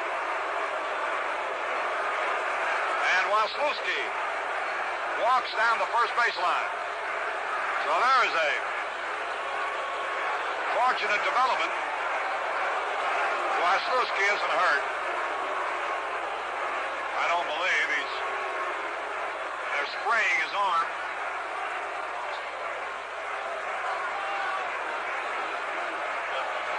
Buddy LaRue is spraying the left arm where he was hit. Waslewski, as you know, is a right-handed pitcher. Buddy LaRue, the trainer of the Red Sox, a very popular little fellow who for years was with the Boston Celtics.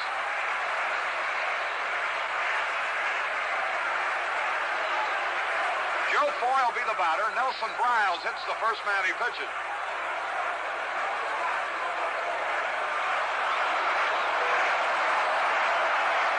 And here's Foy.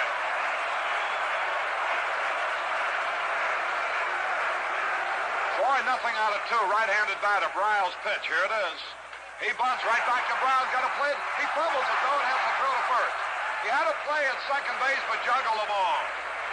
So it'll be a sacrifice from Browse to Javier. And that will give Mike Andrews and Carl Yastrzemski a chance at driving in another run. It's 4-2 in favor of the Red Sox. Andrews had nothing out of 2 against Hughes, batting 400 in the series. That 400 average dropped now to 250 with his 0 for 2.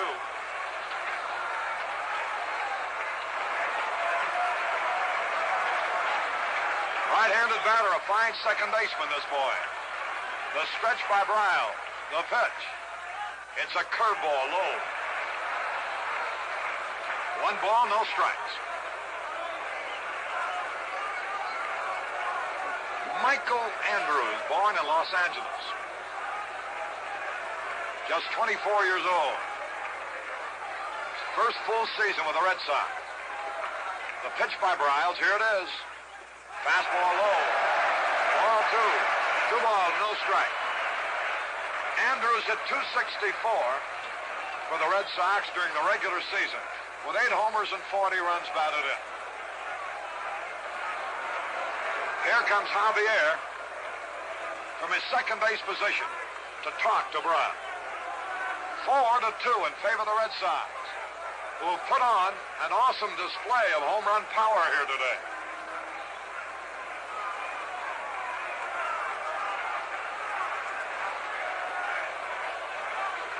Javier plays Andrews straight away behind second base. The pitch by Brown. Ground ball to Shannon. Holds the runner at second, throws to first. He's out. Waslewski had to hold second. Here's Yastrzemski. Somehow I have an idea that he's not going to get a chance to drive in a run.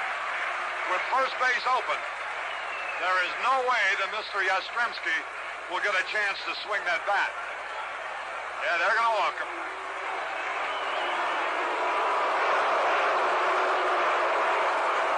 So Yastrzemski will be intentionally passed to bring up Ken Harrelson. That'll put Red Sox runners at first and second with 2 away. Harrelson, of course, a long ball threat, especially in this ballpark.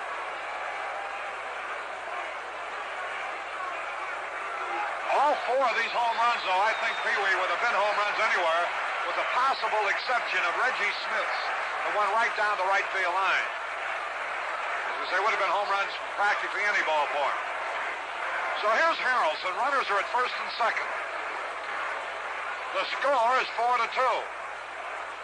The pressure now is on the Cardinals. 2 days in a row, they've had a chance to clinch the series. They got beat Monday in St. Louis, and they're trailing here Wednesday in Boston. Runners at first and second, 2 men are out. The score 4-2 Boston, bottom of the 5th, and here's Ken Harrelson. He's 0 for 2 today.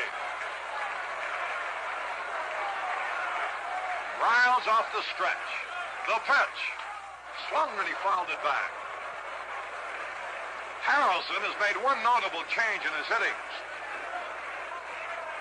He's begun to hit the ball where it's pitched rather than trying to pull everything. And he feels he's made himself a better hitter by hitting outside pitches towards right field rather than trying to pull them. The crowd is alive. The Red Sox are winning. 4-2 in the bottom of the 5th. The stretch by Bryle. The pitch to Ken Harrelson. Low and outside. It's evened up with a ball and a strike. The Red Sox are turning the World Series into the same kind of a situation as they created in the American League pennant race. More lives and ninths. An admirable ball club, the way they bounce back at you. 1 ball, 1 strike. The pitch. Swung hard and he fouled back. Strike 2. I saw you wince on that cut, Pee-wee. I don't believe that Briles fooled Harrelson on that pitch right there. He really had a vicious swing at it. 2 strikes and a ball.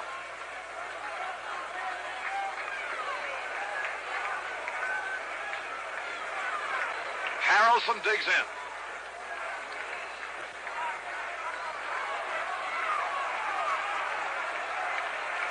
There's Briles looking back, and now fires. The pitch. Popped up. Cepeda drifting back. Javier calls for it, though. In short right, he has it to retire the side. Harrelson popped to Javier. No runs, no hits, no errors, 2 left. And the score at the end of 5 innings, Boston 4, St. Louis 2. You notice how some infielders have the uncanny knack of always being right in front of the ball. They're in position and they're on their toes, and when the grounder comes, they're right there to make the play. Well, you know, most defensive drivers have the same ability. They know how to anticipate trouble and to be ready when it comes. When winter comes, and it won't be long now, they get set for snow and icy roads with a set of new snow tires. And the snow tires many good drivers prefer are B.F. Goodrich Trailmaker Silvertowns. They're built of the toughest 4-ply nylon cord and have the deepest biting edges you can buy. The Trailmaker tread is wide and deep. Sends you over icy roads with sure-footed safety. Trailmakers are quiet, too. And they won't put you into the poorhouse either. You can get your Trailmakers for no money down. And if you want steel safety studs, your BFG dealer can handle that, too. So get in a position for winter right now. Get Trailmaker Silvertown snow tires from your BF Goodrich store or dealer. We're going to the top half of the sixth inning. Harry Caray and I'm Pee Wee Reese, bringing you today's game. The Boston Red Sox out in front right now. They have hit 4 home runs. They have 4 runs, 5 hits. They made 1 error. The Cardinals, they trail. They have 2 runs on 4 hits, and they've made no errors. And the first hitter is Roger Maris, leading off for the Cardinals. He's had a fine series, and a couple of fellows following him, Orlando Cepeda and Tim McCarver, have not done too well, and I think that's one of the reasons the Cardinals are kind of lacking a little bit. When you get out Cepeda and McCarver, you've done quite a job. Harry? Okay, it will be Maris leading it off. He's had 1 out of 2 in this game. 7 out of 21 in the series, which is a .333 mark. He leads and runs batted in with 6, so he has done his bit. Had a fine season for the Cardinals, much better than the figures would indicate. 9 homers, 55 runs batted in, hit .261. But he won many a ball game for the Redbirds. Now he leads off the 6th, and Waslewski's first pitch. It's high and outside. Waslewski is tall and rangy. Wheels the ball sidearm into the left-handed batters. The pitch to Maris. Boy, that one had something on it, but the wild one goes back to the screen. Ball 2. 2 balls, no strikes. Waslewski, like all the other young Red Sox who have never been in a World Series, impress you with their poise under fire.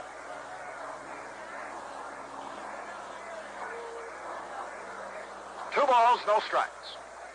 Here's a fellow whose name is not even on the World Series program here.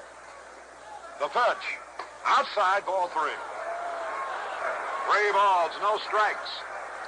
He hasn't walked anybody yet, and no Red Sox was walked except Yastrzemski intentionally. Now the 3-0 pitch, way outside. He walked him, and here comes Cepeda. And you keep wondering how long they'll be able to stop Cha-Cha.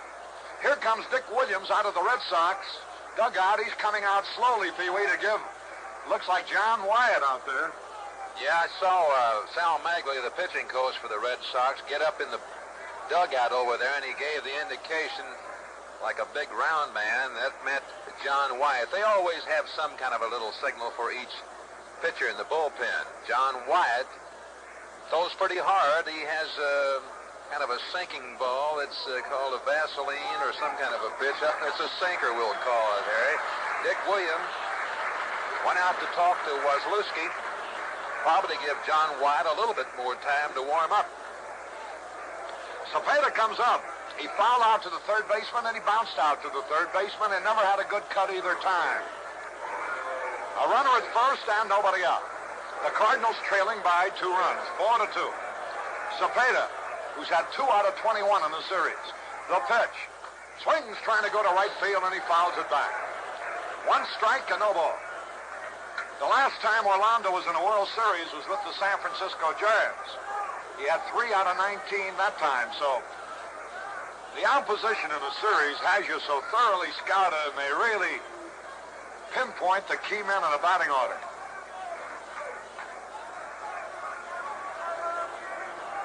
Maris at first base, nobody out. Maris a good base runner, the stretch by Waslewski. The pitch to Cepeda. Swung again, trying to hit the right and fouled it out. He had a good cut, but he's in the hole now, 2 strikes and nothing. McCarver will be up there next. We're on the top of the 6th. Red Sox lead 4-2. As they really flex their muscles today with 4 home runs. Petrocelli has hit 2 of them. Reggie Smith and Carl Yastrzemski hit the others. The The Cardinals got their 2 runs in the third. The pitch to Cepeda. High and inside. 2 strikes and a ball.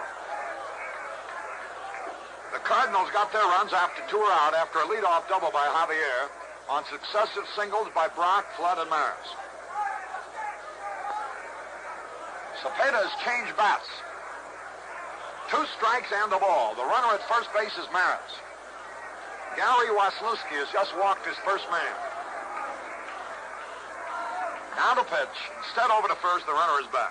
Waslewski is fanned 4. Walk 1. He's permitted 4 hits, all in the third inning. 4-2, the Red Sox out in front. Top of the 6th. Waslewski delivers. Inside again, ball 2. And the count evens. 2 balls, 2 strikes. Harry, it looks like that Cepeda has not been fooled on any pitches. He just can't seem to make contact. Now, Orlando, he didn't just happen to get in a slump in the series. He was in a slump at the end of the season. He went 10 for 62. He only batted 161 in the late season. 2 balls, 2 strikes. The pitch to Cepeda. Pop fly, short right field. Harrelson coming in. Waiting for the ball. He's got it. Wound up, grabbing it over his head with one hand as the wind carried it a little more than he thought. So here is McCarver now. On this kind of a day, McCarver is a home run threat with the wind blowing towards right field. He hit 14 during the regular season, which was his career high. He, like Cepeda, has had trouble in the series. McCarver's 2 out of 18. Cepeda's 2 out of 21. Make that 2 out of 22 now. McCarver, left-handed batter. Maris, the runner at first. Waslewski's pitch. Way outside. 1 ball, no strikes. Waslewski's been moving that ball around. Has a good sinking fastball. And he has himself a 2-run lead as John Wyatt is still working in the bullpen for the Red Sox.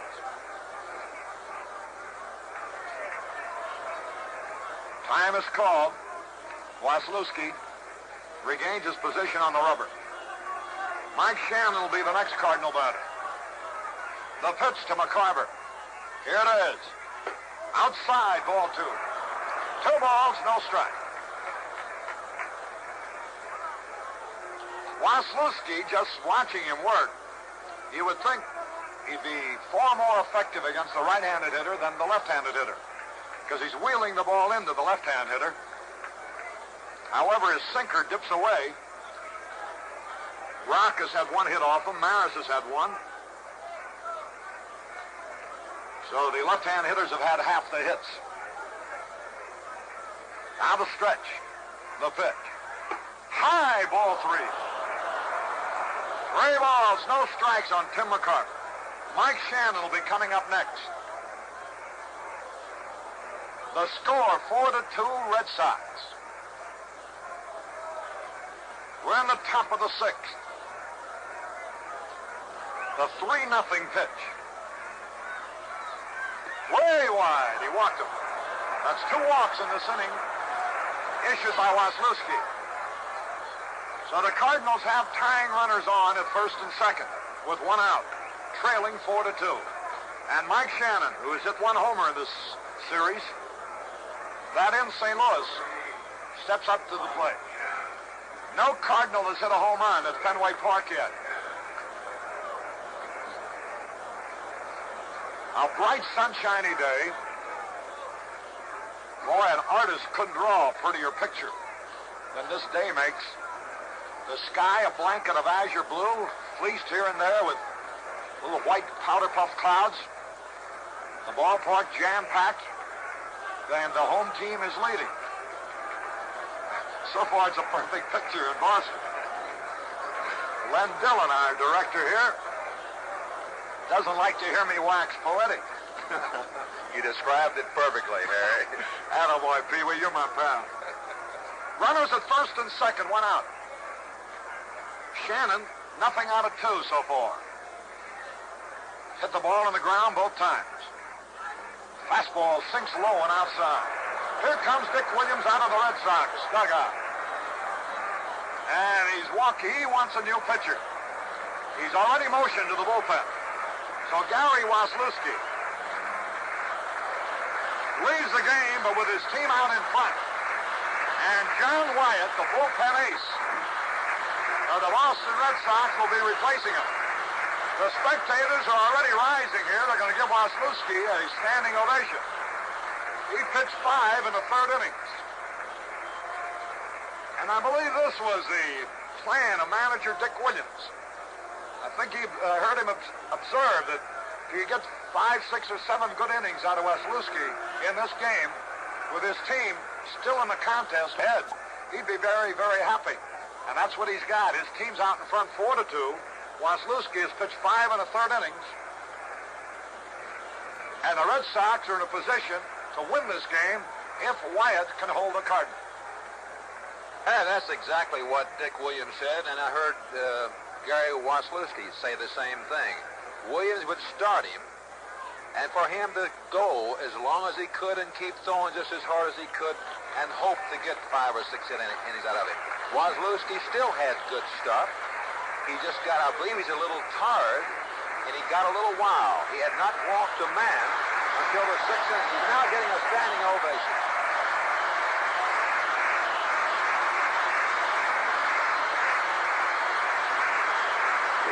KMOX FM, St. Louis. Well, that must be sweet music to a young man's ears after spending 8 long years in the minor leagues and suddenly finding himself projected into the spotlight that this 6th game of the World Series is presented. And now it's up to John Wyatt. Wyatt is appearing for the 2nd time. He had no decision. He pitched only 2 innings, shut the Cardinals down, walked 2, fan 1, allowed no hits. Veteran right-hander John Wyatt comes in.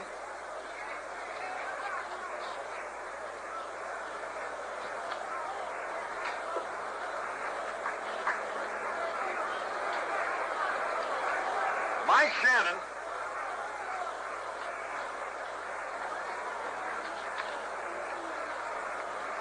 Wyatt is inheriting a 1-ball count.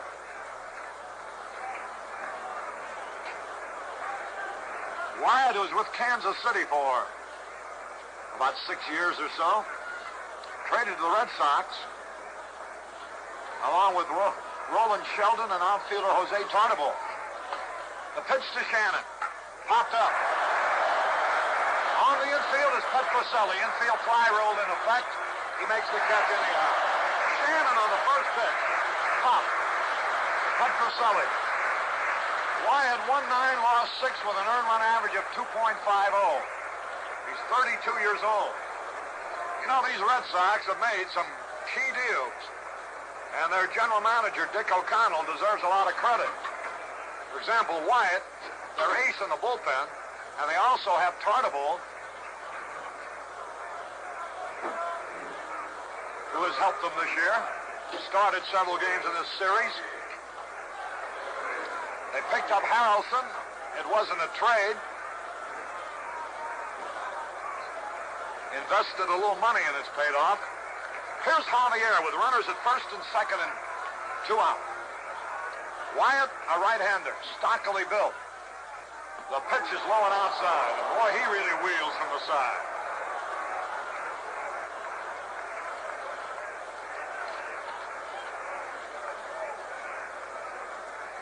Wyatt, a 6-footer, weighs 200 pounds. 32 years old.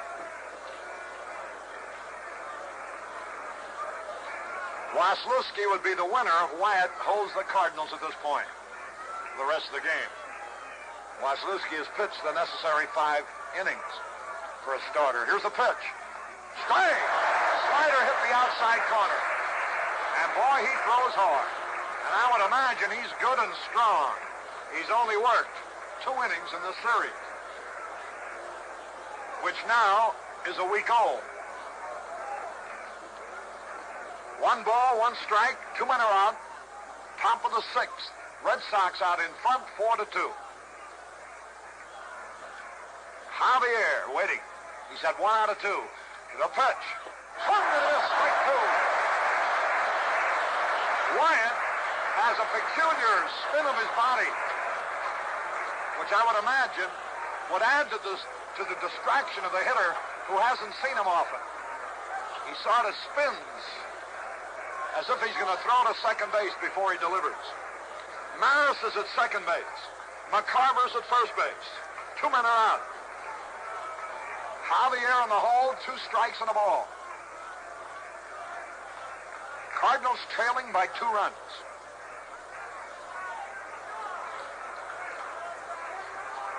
There's a glance at second.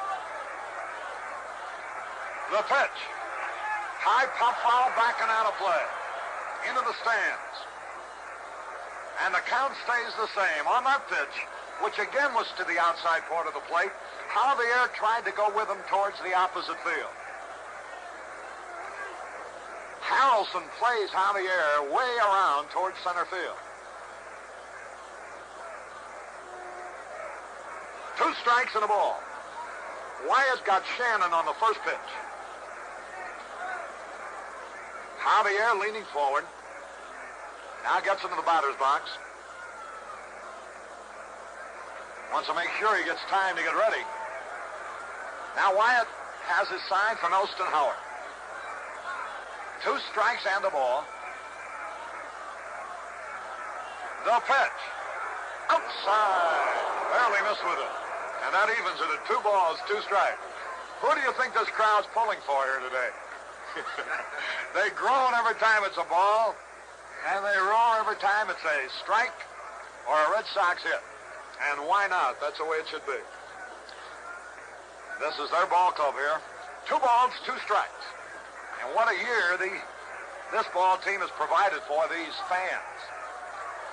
2-2 pitch. Here it is. Ground ball towards short. Cut off by Foy. The throw is to first. Out on a close play. A wild argument. Javier is all over the first base umpire, John Stevens. He thought he had it beat. Foy had a little trouble getting the ball out of his glove. He wanted to throw to second and first, realized he didn't have a play. Javier did everything but beat it, but he's out on a close play. No runs, no hits, no errors, 2 left. And at the end of 5.5 innings, the score is still Boston 4, St. Louis 2.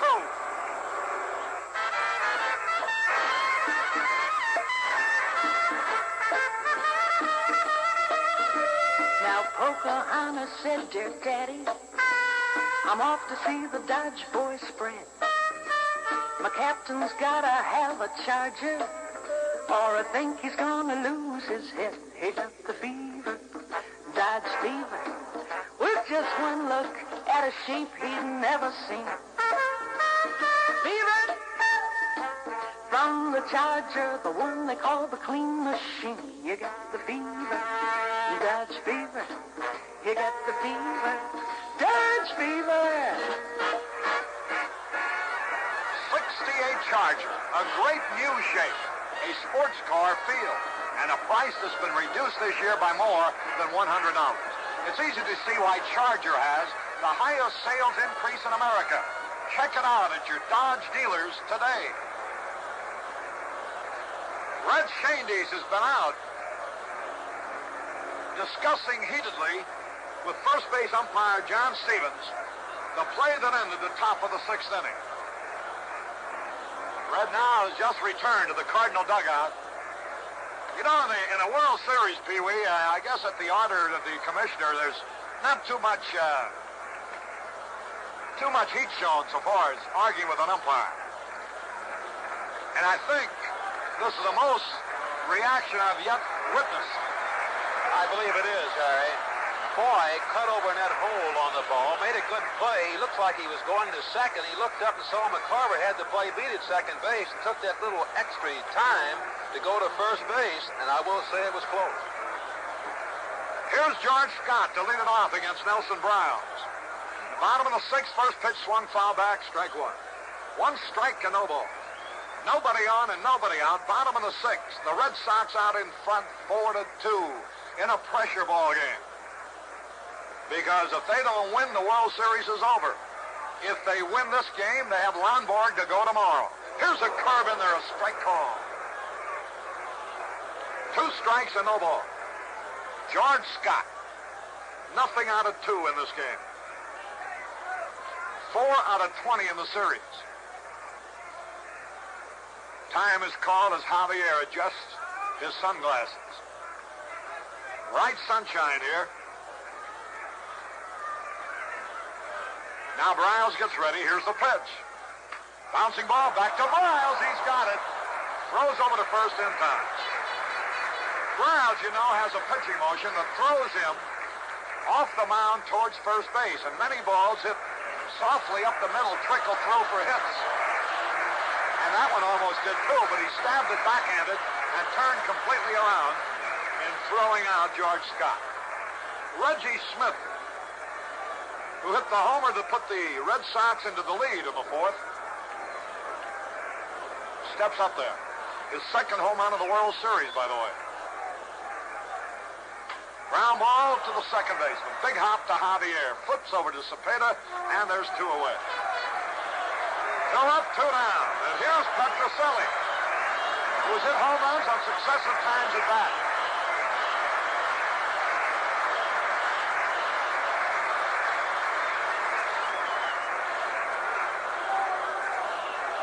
The outfield shades Petrocelli towards left field. He's had 3 hits in this series. All have been against Hughes. Swings and foul tips the first pitch. He has driven in 3 runs in this series, all against Hughes. So I imagine one pitcher that Rico Petrocelli will send a Christmas card this year will be to the Cardinal right-hander, who won the most games of any pitcher on the Cardinal staff, by the way, this year, 16. Jack LeMahieu is limbering up on the bullpen for the Cardinals. Swung on, popped up. Javier looks down, loses the ball in the sun, but Maris comes in to help him out and makes the catch. Petrocelli pops to Maris in short right, who realized that Javier had lost the ball in the sun and came in. 1-2-3, nothing across. The score at the end of 6 innings, Boston 4, St. Louis 2. Now we're happy to present the worst person of the week. Our scouts have made their selection of worst person, and your name is... I'd rather not give it. You know, with the awful things I've done. Okay. Now, you are a family man. Did your wife know how awful you were when you got married? Well, she got an inkling of it when I refused to say I do at 3 different wedding ceremonies. That's terrible. What are some of the latest dreadful things you've been doing? Go into a department store wearing a carnation looking like a floor walker. People ask me directions. I send them to the wrong floor. Despicable. I like to drive on the turnpike in weekend traffic and purposely run out of gas in the middle lane. Then I get out of the car and just shrug a lot. Oh, I've seen you. The worst thing I do is to my own family. I hide the can of Right Guard just when they're all getting ready for a big night out. They all share the Right Guard? Well, that's the beauty part of it. It's a spray, see? And they all use it. So I don't leave just 1 or 2 defenseless. I leave them all 6 defenseless. You certainly are the worst person of the week. Thank you. And another horrible thing I do is leave myself defenseless. I've noticed. Top half the 7th inning. St. Louis Cardinals 2 runs on 4 hits. The Boston Red Sox 4 runs on 5 hits. Darryl Max will be the first hitter. We have a new right fielder, Jose Tartabull. Harry? All right, Pee Wee, Maxville is nothing out of 2 in this game. 2 out of 14 in the series.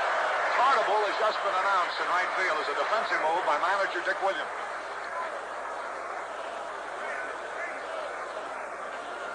Warren Giles, president of the National League, with Fred Flagg right below us. Here's a pitch swung on. High fly ball to center will be an easy out. Reggie Smith is there, and he has it. Maxville, for the second time, flies deep to center field. That's 1 away. And now Bobby Tolan is going to bat for Nelson Browns. Browns pitched 2 scoreless innings. Didn't allow any hits. Walked 1 intentionally and hit 1. Bobby Tolan batting for Nelson Brown as the Cardinals trail by 2 here in the 7th. Wyatt pitches a fastball low and outside. Tolan making his 3rd appearance in a World Series game. All this year, of course, he's hitless. Now the pitch, and it's a curve inside. Ball 2.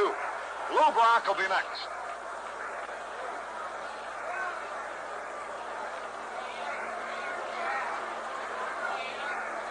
Dick Hughes, who was beaten 5-0 by Jim Lonborg in the 2nd game of the series, is the pitcher of record so far today. Here's the pitch. Ball 3, low and outside. Bobby Tolan leading off, batting here with 1 out, batting for the pitcher, Nelson Brown. Lou Brock would be next. Joe Schultz coaching at 3rd, Dick Sisler at 1st for the Cardinals. 32-year-old veteran right-hander John Wyatt looks down. The 3-0 pitch. He walked in ball 4 on 4 pitches. So here's Brock coming up with a runner at 1st and 1 out. The outfield shifts around towards left field for Brock. Elston Howard. What an acquisition that was by the Red Sox. His experience, savoir-faire. Many a World Series with the Yankees is certainly doing their young pitching staff a great deal of good in this World Series. Gary Bell has started to warm up now for the Red Sox. Brock, left-handed batter, the stretch, the pitch. A high fly ball, deep right center, way back. It might be out of here. It could be. It is a home run. What a tremendous poke. High into the right center field stand. And the horn you hear is from down in Gussie Bush's box. There's about the only Cardinal fans here. The Cardinal owner and his family down there. And Lou Brock, with a tremendous home run, has tied this game up at 4-4. There's his 10th hit of the series. Each team now has had 4 runs and 5 hits. Here's Flood, the pitch. Curveball inside, he spun out of the way. Raj now has driven in 3 runs, has scored 7. He's had 10 hits. Wyatt's pitch. Low fastball outside. Here comes Dick Williams out. This was the Cardinals' first home run of the World Series in Fenway Park. And that, Pee-wee, like I said about several of the Red Sox homers, would have been one in any ballpark in the world. Harry, Lou Brock, the more I see of him, the more he amazes me. He's not a big man. Of course, he's not too small. He must be around 5'11", 175, 180 pounds. With all this tremendous speed that he has, he hit that ball in left center field, in right center field, must have been 40 rolls. Of course, the wind helped it a little bit, but he does have tremendous power. That he does. Here's a pitch to Flood. Strike called at the knees. Brock, as a leadoff man for the Cardinals during the regular season, hit 21 home runs. It's rare indeed when a leadoff man has that kind of home run power.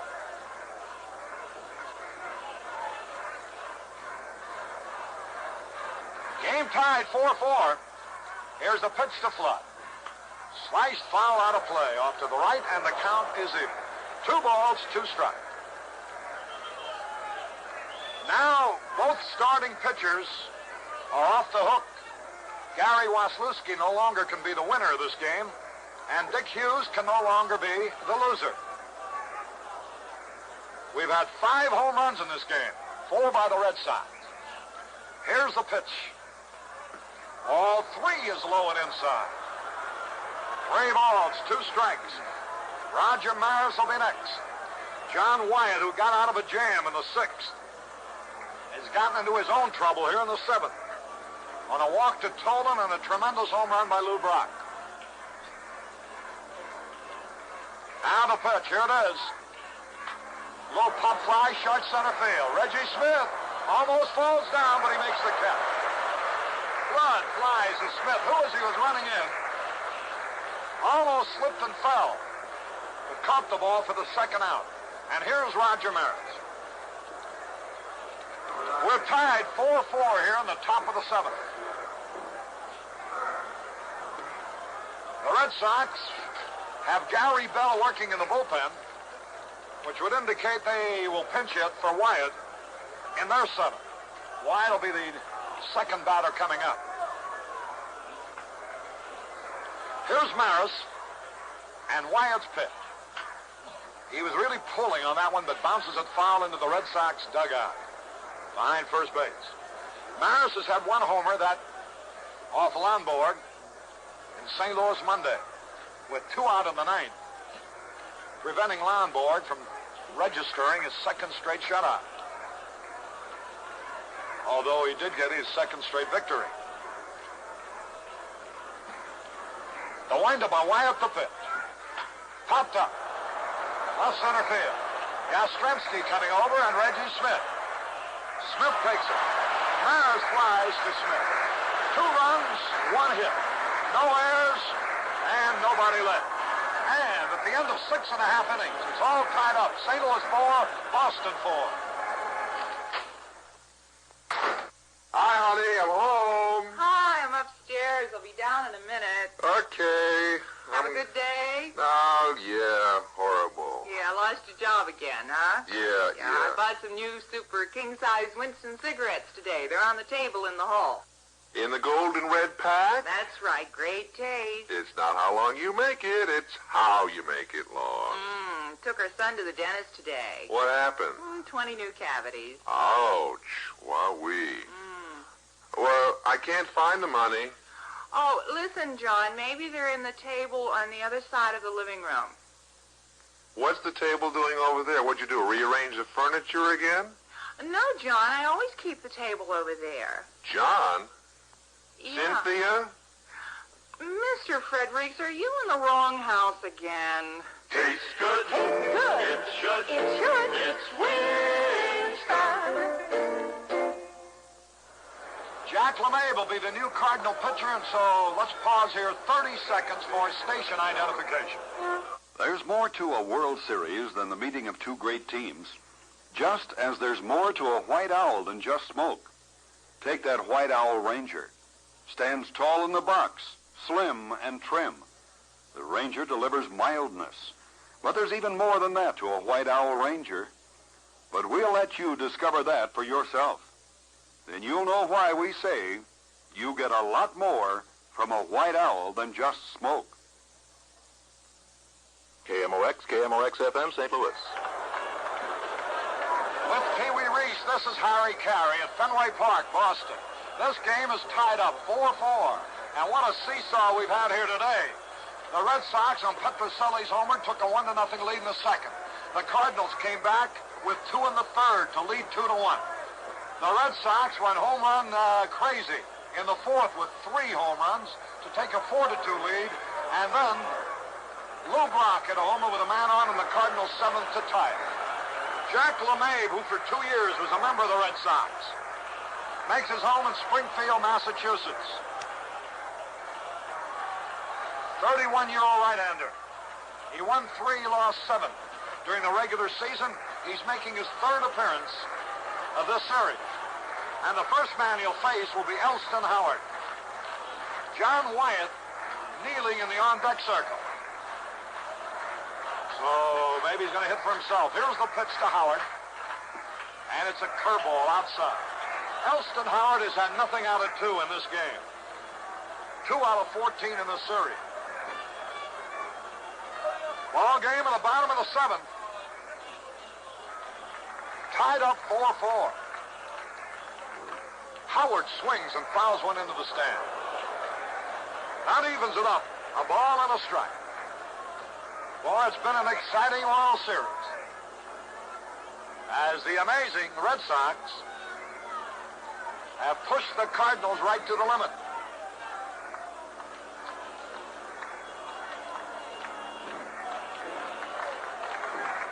Right-handed batter, Elston Howard waits. 1 ball, 1 strike. LeMahieu's pitch. Strike 2 call, the fastball. He had some mustard on that one. And the count, 2 strikes and a ball. John Wyatt due to be next. Cardinals have used 4 pitchers now. The Red Sox 2. Howard steps out of the batter's box. He's in the hole, 2 strikes and a ball. The pitch. Curveball missed with an outside. And that evens at 2 balls, 2 strikes. Howard was unhappy when he left the Yankees.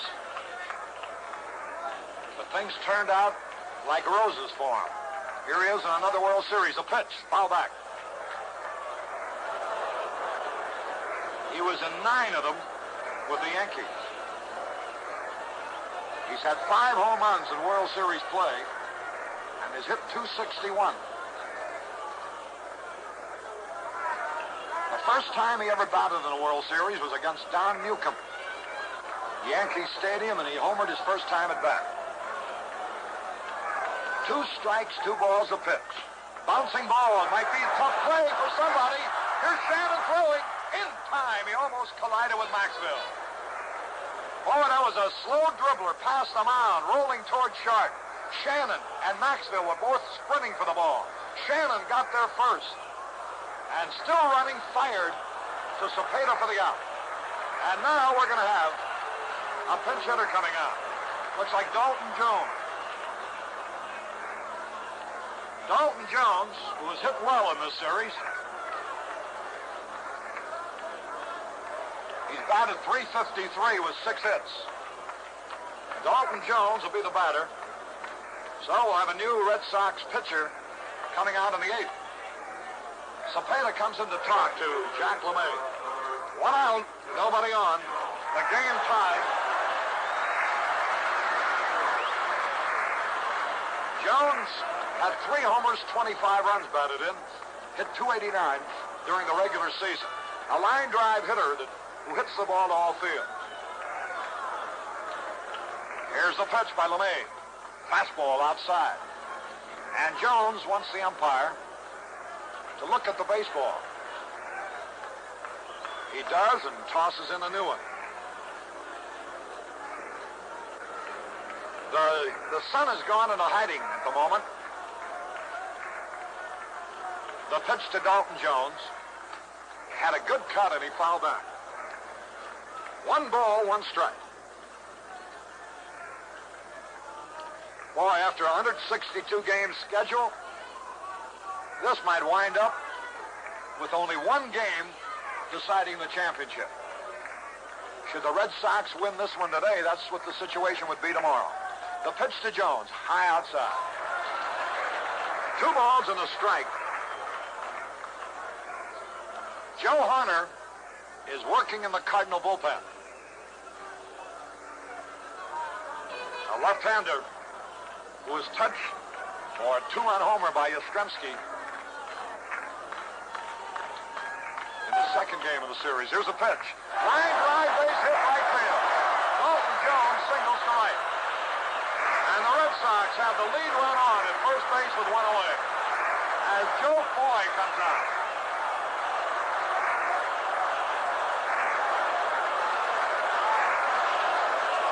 That home run that Yastrzemski hit in the 7th inning of the 2nd game was with 2 on, a 3-run homer off Joe Hunter. Here's Foy. Nothing out of 2 in this game. 1 out of 10 in the series. Hit 16 homers during the regular season. We're in the bottom of the 7th. The pitch by LeMahieu. Low outside. 1 ball, no strikes. Dalton Jones delivered his 7th hit of the series. A line single to right. Now the pitch. Line drive left field, Brock coming over.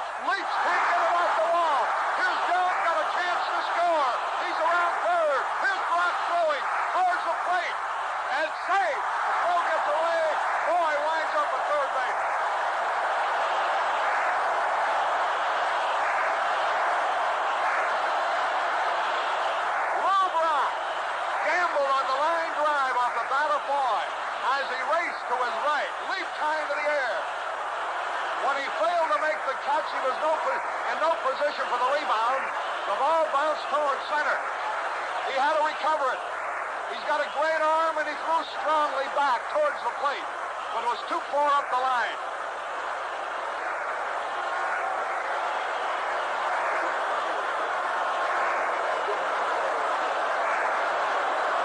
Let's see if they're going to credit Foy with a double R triple. He has driven in a run that puts the Red Sox into the lead. And that's going to be all here for LeMay. It's a double for Foy, driving in a run that gives the Red Sox a 5-4 lead.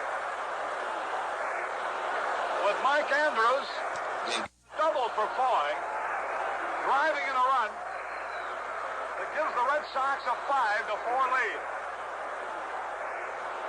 With Mike Andrews due to be the hitter. We have Ray Washburn out in the bullpen, along with Joe Horner.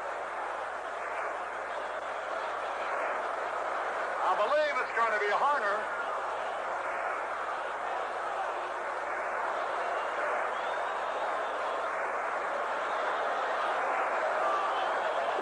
On the double by Foy, they give Brock an air on the throw. I thought perhaps he was headed for third base to take that base anyhow. So Brock will get an air on that throw, which was a strong throw, but up the line towards first base from home plate.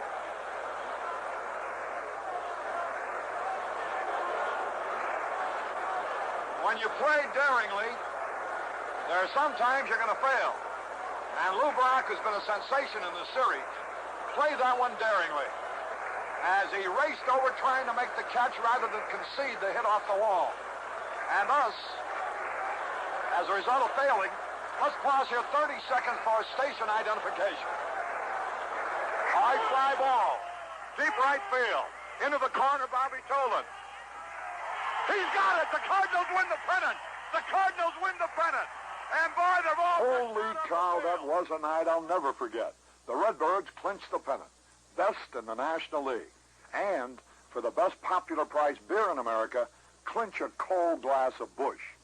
Busch delivers all the satisfaction a cold glass of beer can give you. Busch, best popular price beer in America. KMOX, KMOX-FM, St. Louis. Caray and Pee Wee Reese in an exciting ball game which finds the Red Sox now seesawing back to the lead. With one out, Dalton Jones, a pinch hitter, lined to single to right. Joe Foy hit a line drive towards the Green Monster, the scoreboard in left field. Lou Brock, racing at breakneck speed, leaped high into the air, couldn't reach the ball. His momentum carried him away, and it required him some time to recover. Upon recovering the ball, he fired towards the plate. But Foy was safe, and the throw got away. Or rather, Jones was safe, and when the throw got away, Foy advanced to third. Now Joe Horner comes in. The Red Sox have had 7 hits. 4 of them have been homers, another one's been a double. The infield comes in for the Cardinals with a play at the plate. There's only one out.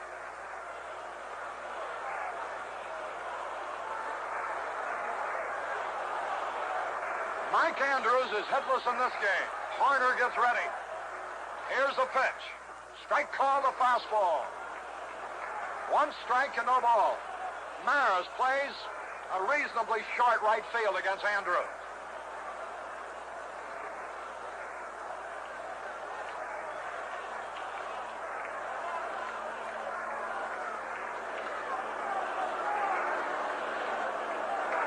Joe Horner getting ready. Here's a pitch. Inside a fastball. And the count is even at a ball and a strike. Foy represents an insurance run, as the Red Sox already lead 5-4. Infield on the grass for the play at the plate. Joe Horner, a southpaw. Here's a pitch. Fouled out of play. Strike 2. Now, we wondered when this wall would finally have some effect on a game. I think this double by Foy was certainly one such instance because of the sharpness of the wall. The left fielder always plays over towards center. In a regular, longer left field, that ball, as hard as it was hit, would probably have been caught. 2 strikes and a ball. The pitch. Line base hit. Left field. Andrews drives in. The 6th run for the Red Sox. They have a 2-run lead.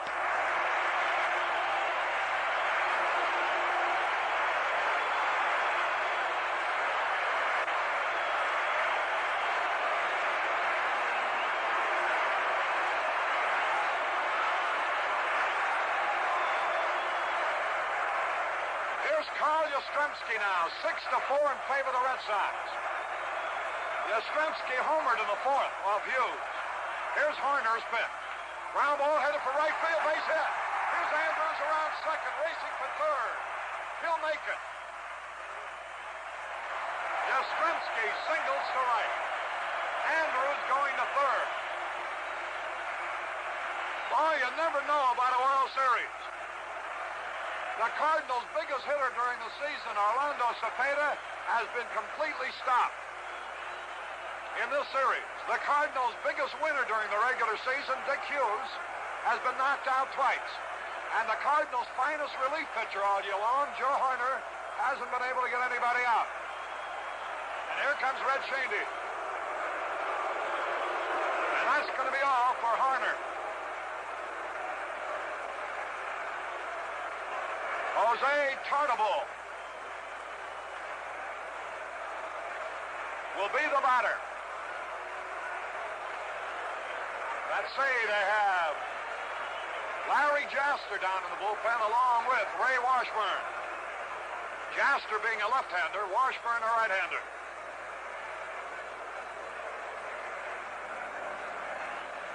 Well, this has been a hitter's day, Pee-wee. Well, as we talked about before this game started, Harry, both of these ball clubs have a good hitting ball club. They have good power.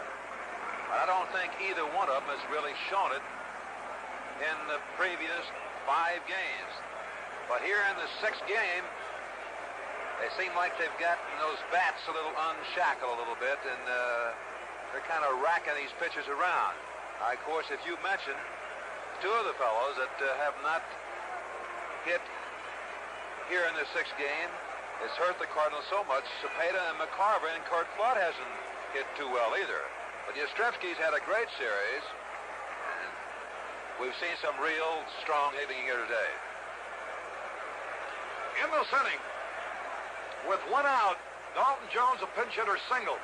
Floyd doubled off the left field wall, scoring Jones. And when Brock's throw to the plate was wide, Floyd took third. That was all for Jack LeMahieu, who started this inning. And then Joe Harner came in. The first man he faced, Mike Andrews, a right-handed batter, singled in Floyd to make it 6-4. The second batter he faced, Carl Yastrzemski, a left-handed batter, single to right, sending Andrews to third. And now Larry Jaster becomes the Cardinals' 6th pitcher.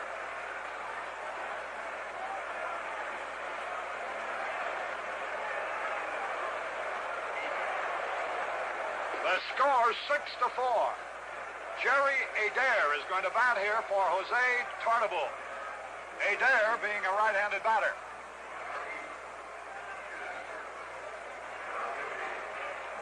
This ball game started on a hitting note when, with 2 out in the 2nd inning off the starting pitcher Dick Hughes, Rico Petrocelli homered. They gave the Cardinals, the Red Sox, a 1-0 lead over the Cardinals. But then in the 3rd, a double by Javier and base hits by Brock, Flood, and Maris enabled the Cardinals to tie it to go ahead 2-1. Then in the 4th inning, also off the start of Hughes, Yastrzemski, Reggie Smith, and Petrocelli all hit home runs to establish a World Series record for home runs in 1 inning off 1 pitcher. That gave the Red Sox a 4-2 lead.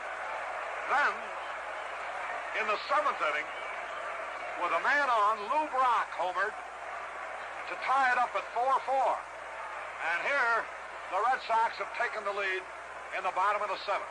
Jerry Adair, with runners at 1st and 3rd, Adair in this series is hitting 125 with 2 out of 16.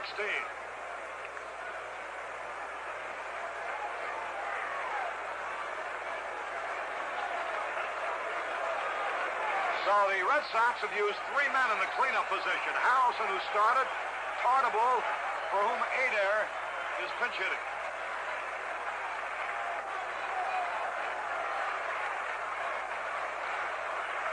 Adair hit .273 during the regular season. The pitch is a fastball low. The Cardinal infield is playing halfway. Around short and second. With 1 out, runners at first and third. They want to get the double play if they can. Adair from Tulsa. Former basketball star at Oklahoma State. Here's the pitch. Swung trying to hit the right field, and he missed it. 6-4 in favor of Boston.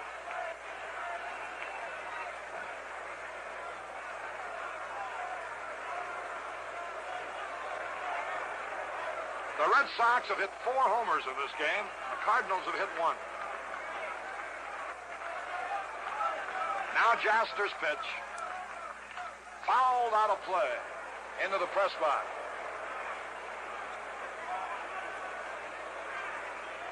Looked like Milt Richmond got his hands on that one. Jerry Adair with runners at first and third. 1 out. Red Sox leading 6-4.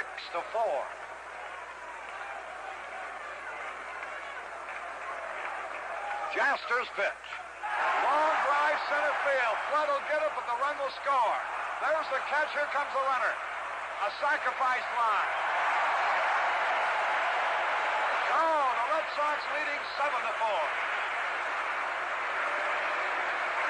Adair drives in his first run of the series. With a count of 2 strikes and a ball, he lined a Flood in center field, and Andrews tagged up and scored after the catch. Here now is George Scott.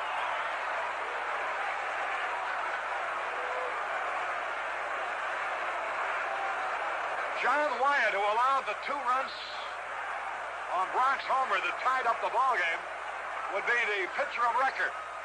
Here's a pitch high. He went out for a pinch hitter in this inning when Dalton Jones batted for him and singled to right. And that started it all.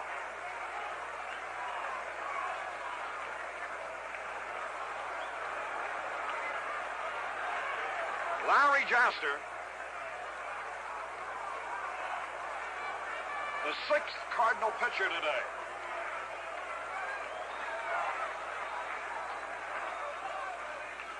He swung and he missed. He tried to stop. He had gone around. That evens it up at a ball and a strike. If the Red Sox win, it necessitates the 7th and final and decisive game of the World Series here tomorrow, with Bob Gibson for the Cardinals and Jim Lonborg for the Red Sox. And perhaps never will there have been a more dramatic setting in World Series history. 1-1 pitch. He had a cut and he missed. Strike 2. 2 strikes and a ball.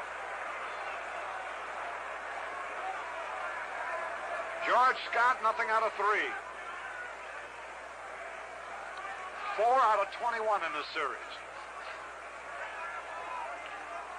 Yastrzemski, who has now enjoyed 2 3-hit games in this series. The pitch swung. Ground ball. Maxfield breaking the wrong way, and the ball goes by him. Maxfield was breaking to his right. He must have lost the ball in the shirt of one of the fans, because the ball was hit right at him, and he was breaking to the opposite way.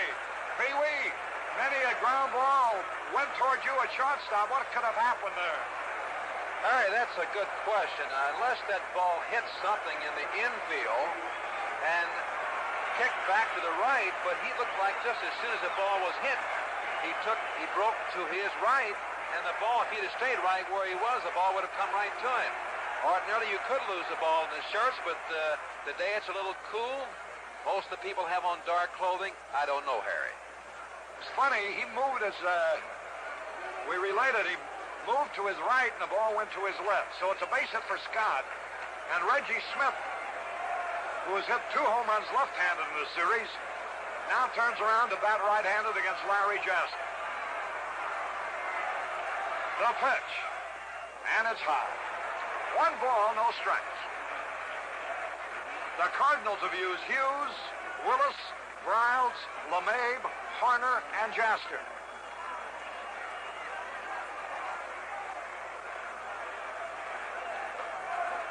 Reggie Smith. The pitch. Strike called at the knees. And that evens it, a ball and a strike. Runners at first and second. 2 men are out. 3 runs have scored. This is the second 3-run inning that the Red Sox have had today. The pitch. High pop fly, short left center. It might drop. Everybody chasing it. Base hit. Here's a 1-run scoring. Here's Blood's throw towards the plate, cut off. And Reggie Smith goes to second base.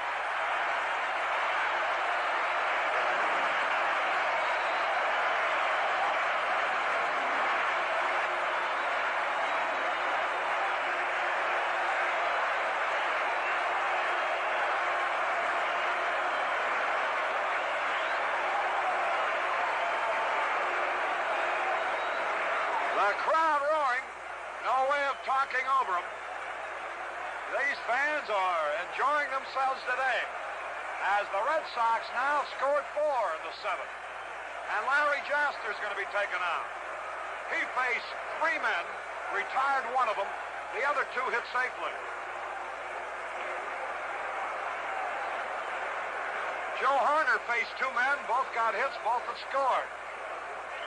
His earned run average will soar astronomically as a result.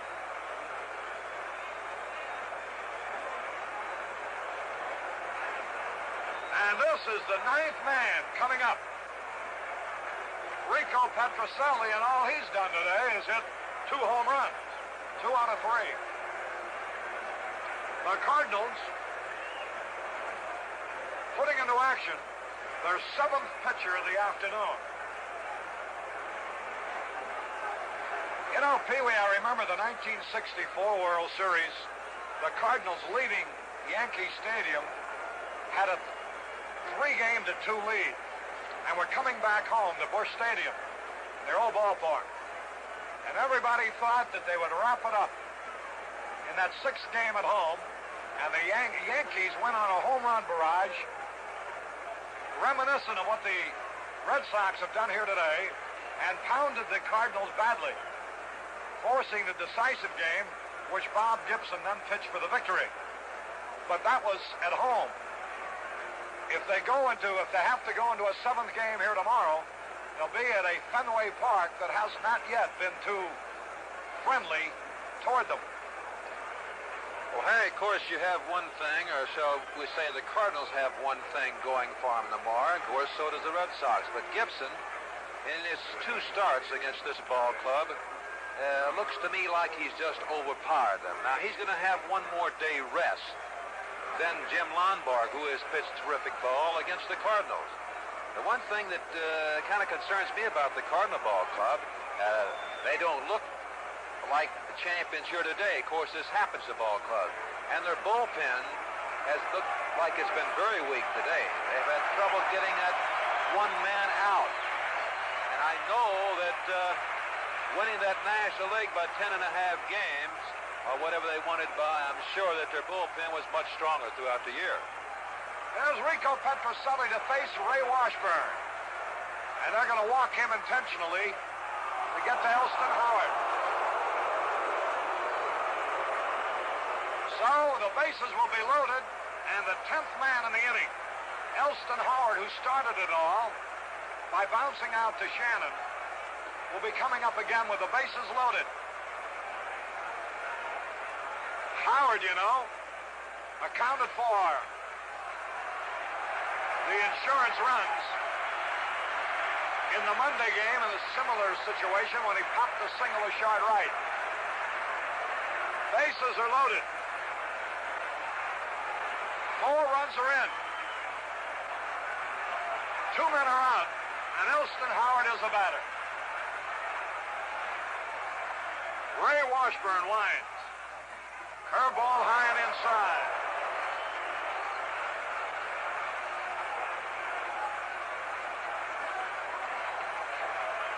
This is the 7th pitcher.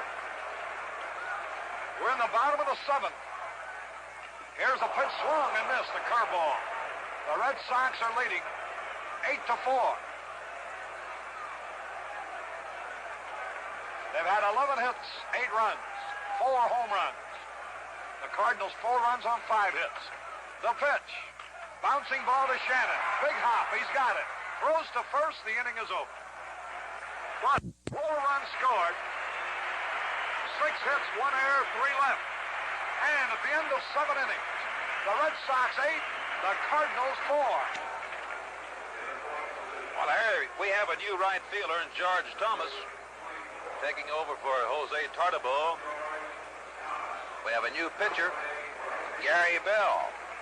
And talking about pitching, the 4 pitchers used by the Cards in that last inning ties a series record. Seems like there's a lot of series records being tied today. And another thing, in the second game of the 1960 series, Elston Howard got 2 hits in 1 inning, a triple and a single. In this last inning, he started out the inning by grounding out to the third baseman, and he ended the inning by grounding out to the third baseman. He made 2 outs in that inning. They say about baseball, if you stick around long enough, Pee-wee, you'll see everything. And Elston Howard, who in one World Series got 2 hits in 1 inning, and another one makes 2 outs in 1 inning. And Gary Bell is the new pitcher for the Red Sox.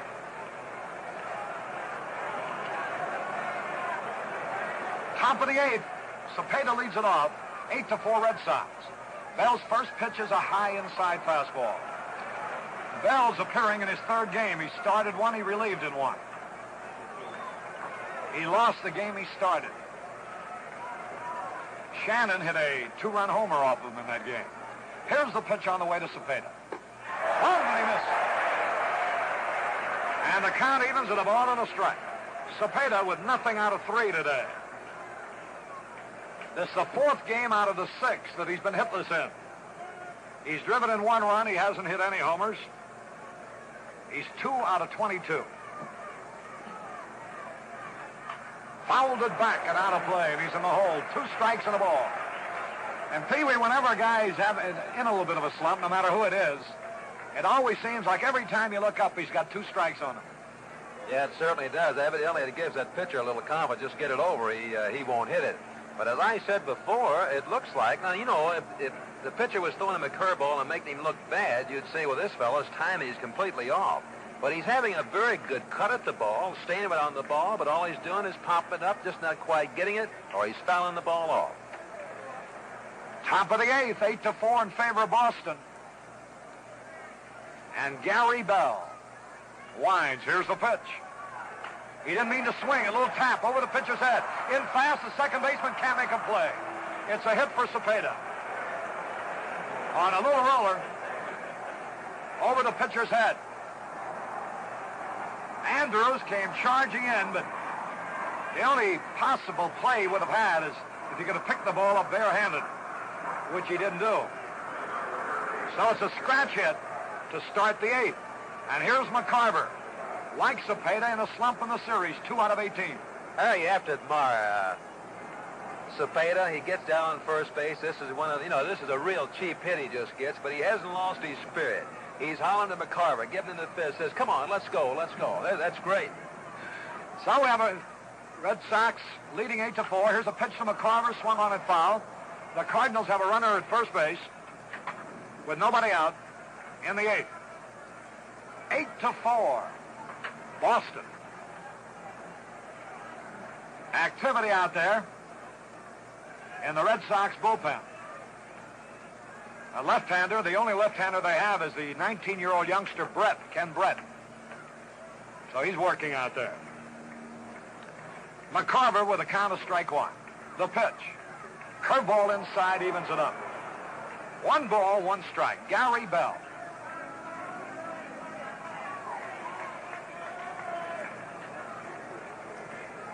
From San Antonio, Texas. Cepeda, a safe lead. Scott plays back. Here's the pitch.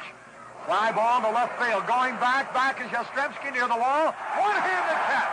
Beautiful play.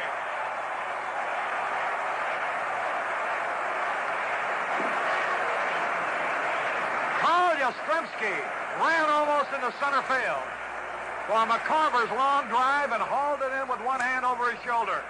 And Dick Williams now, the manager of the Red Sox, comes out to talk to Gary Bell.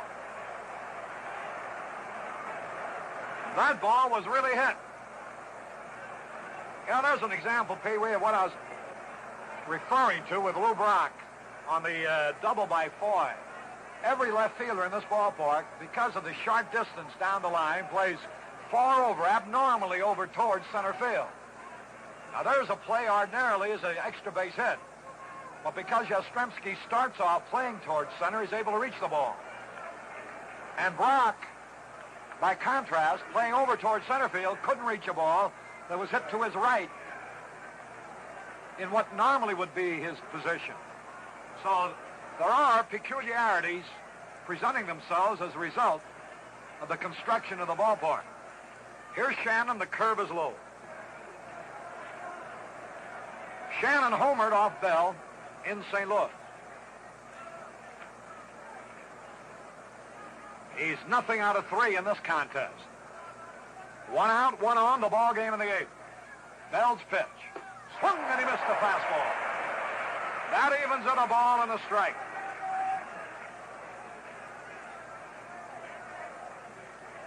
The Cardinals have had 4 runs on 6 hits. The Red Sox have made 8 runs with 11 hits. And 4 of those 11 hits have been home runs. 3 of them in 1 inning. Shannon swings a fly ball to left center. Yastrzemski chasing this one. So's Reggie Smith. Off the wall. There's Cepeda going into third, and Shannon to second with a double. Ooh, that Reggie Smith picked the ball up at the 379 mark and threw it into second base on the fly.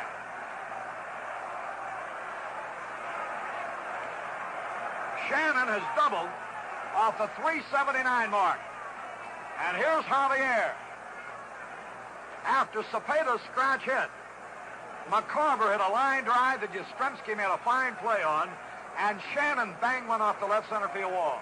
Here's Javier.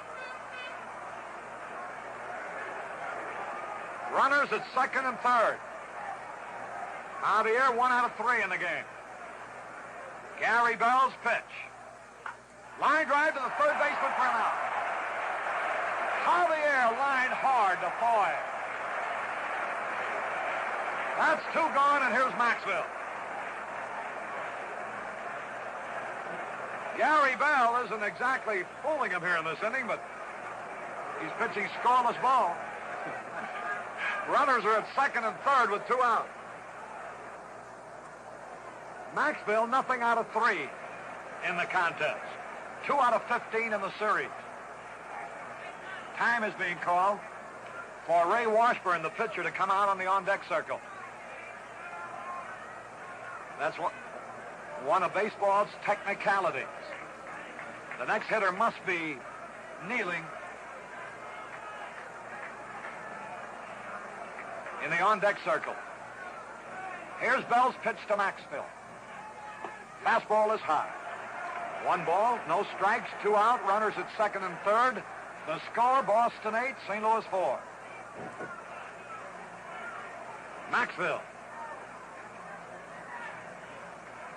waits, and Gary Bell's pitch. He held up ball 2. He didn't go around on the curveball. And the Red Sox squawk about that one.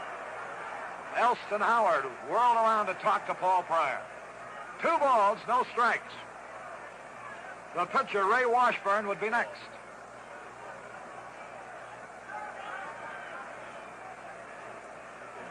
Now the signal. Here's the pitch. Strike call to fastball. Hal Woodishick, veteran left-hander. who started in the American League, is now warming up in the bullpen for the Cardinals. 2 balls and a strike. Maxwell the hitter.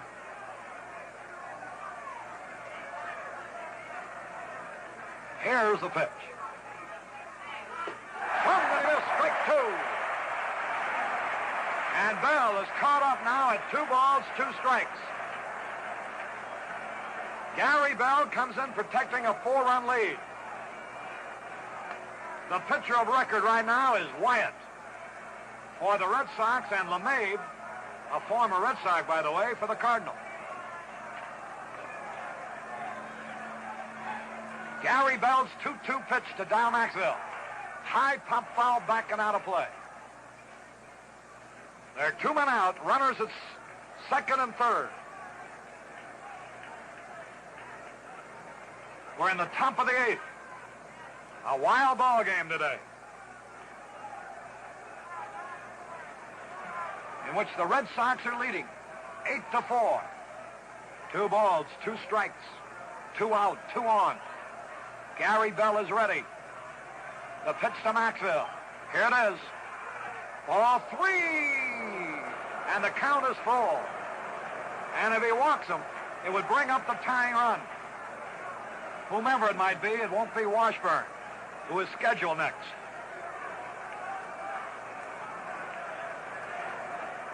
Three balls, 2 strikes on Dow Maxwell. Gary Bell's pitch. Almost hits him. Ball 4. The bases are loaded. Boy, I tell you, Pee-wee, no run is scored yet. The bases are loaded, and 2 shots were hit that were caught. This could have been some inning for the Cardinals. Certainly could. Of course, Cepeda started things off here with a kind of a cheap hit, but then Mazeroski made a great play in left field to retire McCarver. Then Shannon got a line drive double off the wall out in left center. Javier hit a line drive to Foy. I would say that Bell is not exactly fool hitters, but he's got himself in a jam here by walking down Maxwell, the shortstop, and brings a tying run to the plate. And Harry, I imagine, I'm not sure, you know more about this than I do, Dave Ricketts may be the hitter. KMOX and KMOX-FM, St. Louis. Out of the bullpen, he's a switch hitter. So if he's employed, it won't make any difference who the pitcher is. He would have that percentage of hitting either right-handed against a left-hander who's warming up in the bullpen, Ken Brett, or left-handed against a right-hander who's Gary Bell. Dave Ricketts it will be. Ricketts in this series has been to bat twice, nothing out of 2. The bases are loaded, so Ricketts represents the tying run. More than that, Pee-wee, is the fact that Lou Brock would be next. And he's had quite a day. He's batted in 3 runs, and they struck him out. It looked like they had the solution in the first time he got up. Then things begin to happen with Brock, and he makes things happen. So Dave Ricketts steps up. Hit 1 home run during the regular season.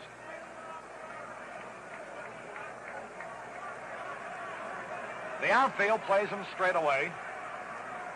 Yastrzemski's great catch on McCarver's line drive is a big play in this inning.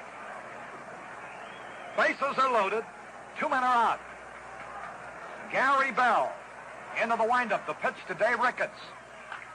Swings and he fouls it back and out of play. 1 strike and no ball. We're in the top of the 8th.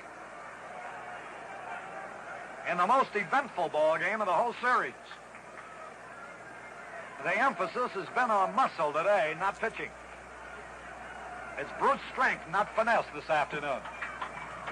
8-4, Red Sox. The pitch to Ricketts. Inside, a slider, barely missed. And the count is evened up at a ball and a strike. 2 men are out.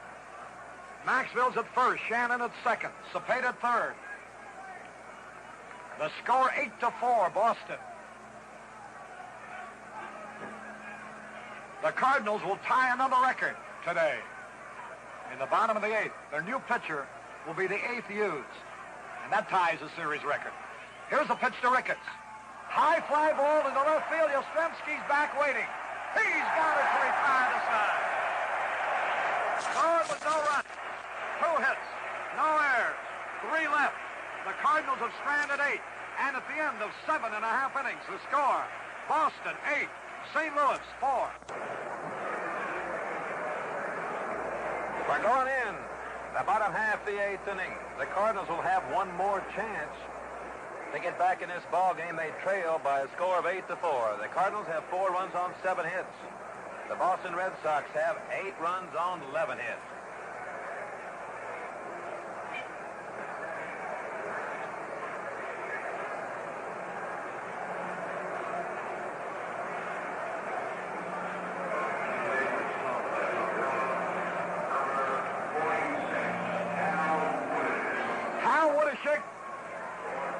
Enters the ball game as the 8th pitcher for the Cardinals, and that ties a World Series record. Set by Cincinnati against the Yankees in 1961. George Thomas will lead it off. Came into play right field. Right-handed batter. A pitch by Woodishik, swung and fouled back. Thomas making his second appearance. Second time, his first time he pinch hit was retired, striking out. We're in the bottom of the 8th. Here's the pitch. Bouncing ball to Maxwell. Big hop. He's got it. Throws to first. In time. And here is Joe Foy, the third baseman. He got that big double in the 7th inning.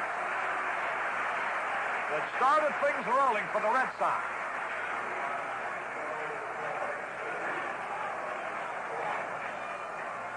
The Red Sox, 11 hits. 4 have been homers, 1's been a double. The other singles, of course. Bouncing ball right back to Woodishik. Flips over to first.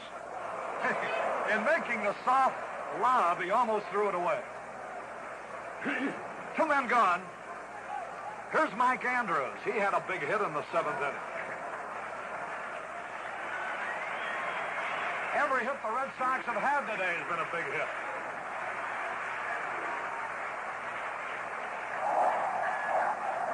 Yastrzemski had 3 out of 4 in the second game of the World Series, and he's had 3 out of 3 in this, the 6th game. Andrews hits a bouncing ball behind second base. Maxwell can't come up with it. It will be a base hit. A high hopper over the middle. It's a hit for Andrews. It gives him 2. Listen to the hand for Yastrzemski. Standing ovation.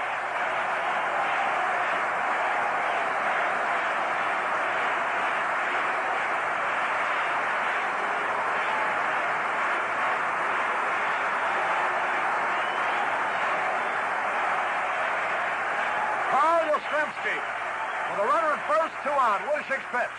Ground ball up the middle. Javier to his right. Up with the ball, throwing to second just in time. He could never have gotten Yastrzemski. So it is no runs, 1 hit. No errors, 1 left. The Red Sox have stranded 7. And at the end of 8, it's Boston 8, St. Louis 4. Okay, Pee-wee. Lou Brock steps up there. And your turn at the microphone. Okay, Harry, Lou Brock. First pitch by Gary Bell. Hit high out in the right field. That ball is going way back to the wind. May take it out of here. Look out. Thomas right back up against that fence. Puts his hand on top of the fence, ready to jump. But it came right down to him as Lou Brock almost had his second home run of the day.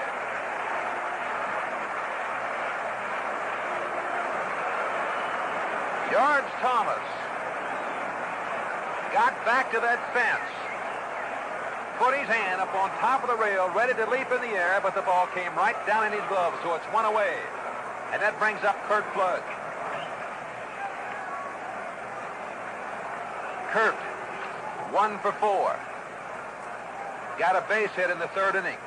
Gary Bell's first pitch to him, inside, ball 1. 1 ball, no strikes. 1 away. Kurt Flood, the hitter.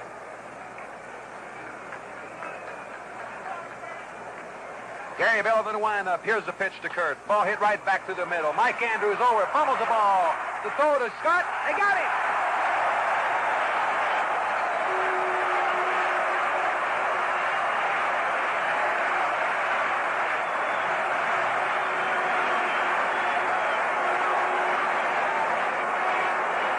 The ball was hit pretty hard right back through the middle. Andrews to his right braced that foot, hit in his glove. He could not pick it up right away, but he still had enough on it to throw a foot out at first base. So it's 2 away.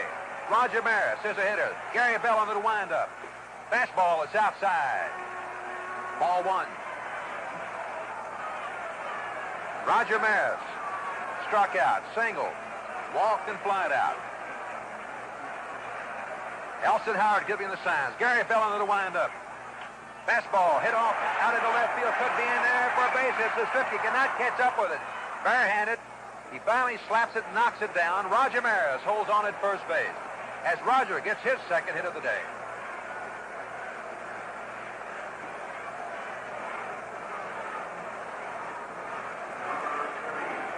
So Cepeda gets another chance. The last time up, he tried to check his swing on a breaking pitch by Bell. Andrews came in fast. It was a slow hit ball. Could not throw Cepeda out, and he got himself a base hit. So the Cardinals' hopes are still alive. Bell's pitch to Cepeda. There goes the ball out in left field. It may go foul. It's a foul ball. It would have been a home run down that left field line by Cepeda, but it was just foul. That's what happens. Now, he's hit some balls right in the nose, right at somebody. He hits this one a mile, but just barely foul. Orlando just a little bit out in front of that curveball of Gary Bell. Bell shakes his head to Elson Howard. Looks over at Roger Maris at first base. The pitch to Cepeda. Little tap. Bell should have it. He has it. The throw to Scott. That's all for Cepeda. And that's all for the Cardinals here in the top half of the ninth inning. No runs, 1 hit, no errors, 1 man left on base. So the score, and that's the final score, St. Louis Cardinals 4 and the Boston Red Sox 8.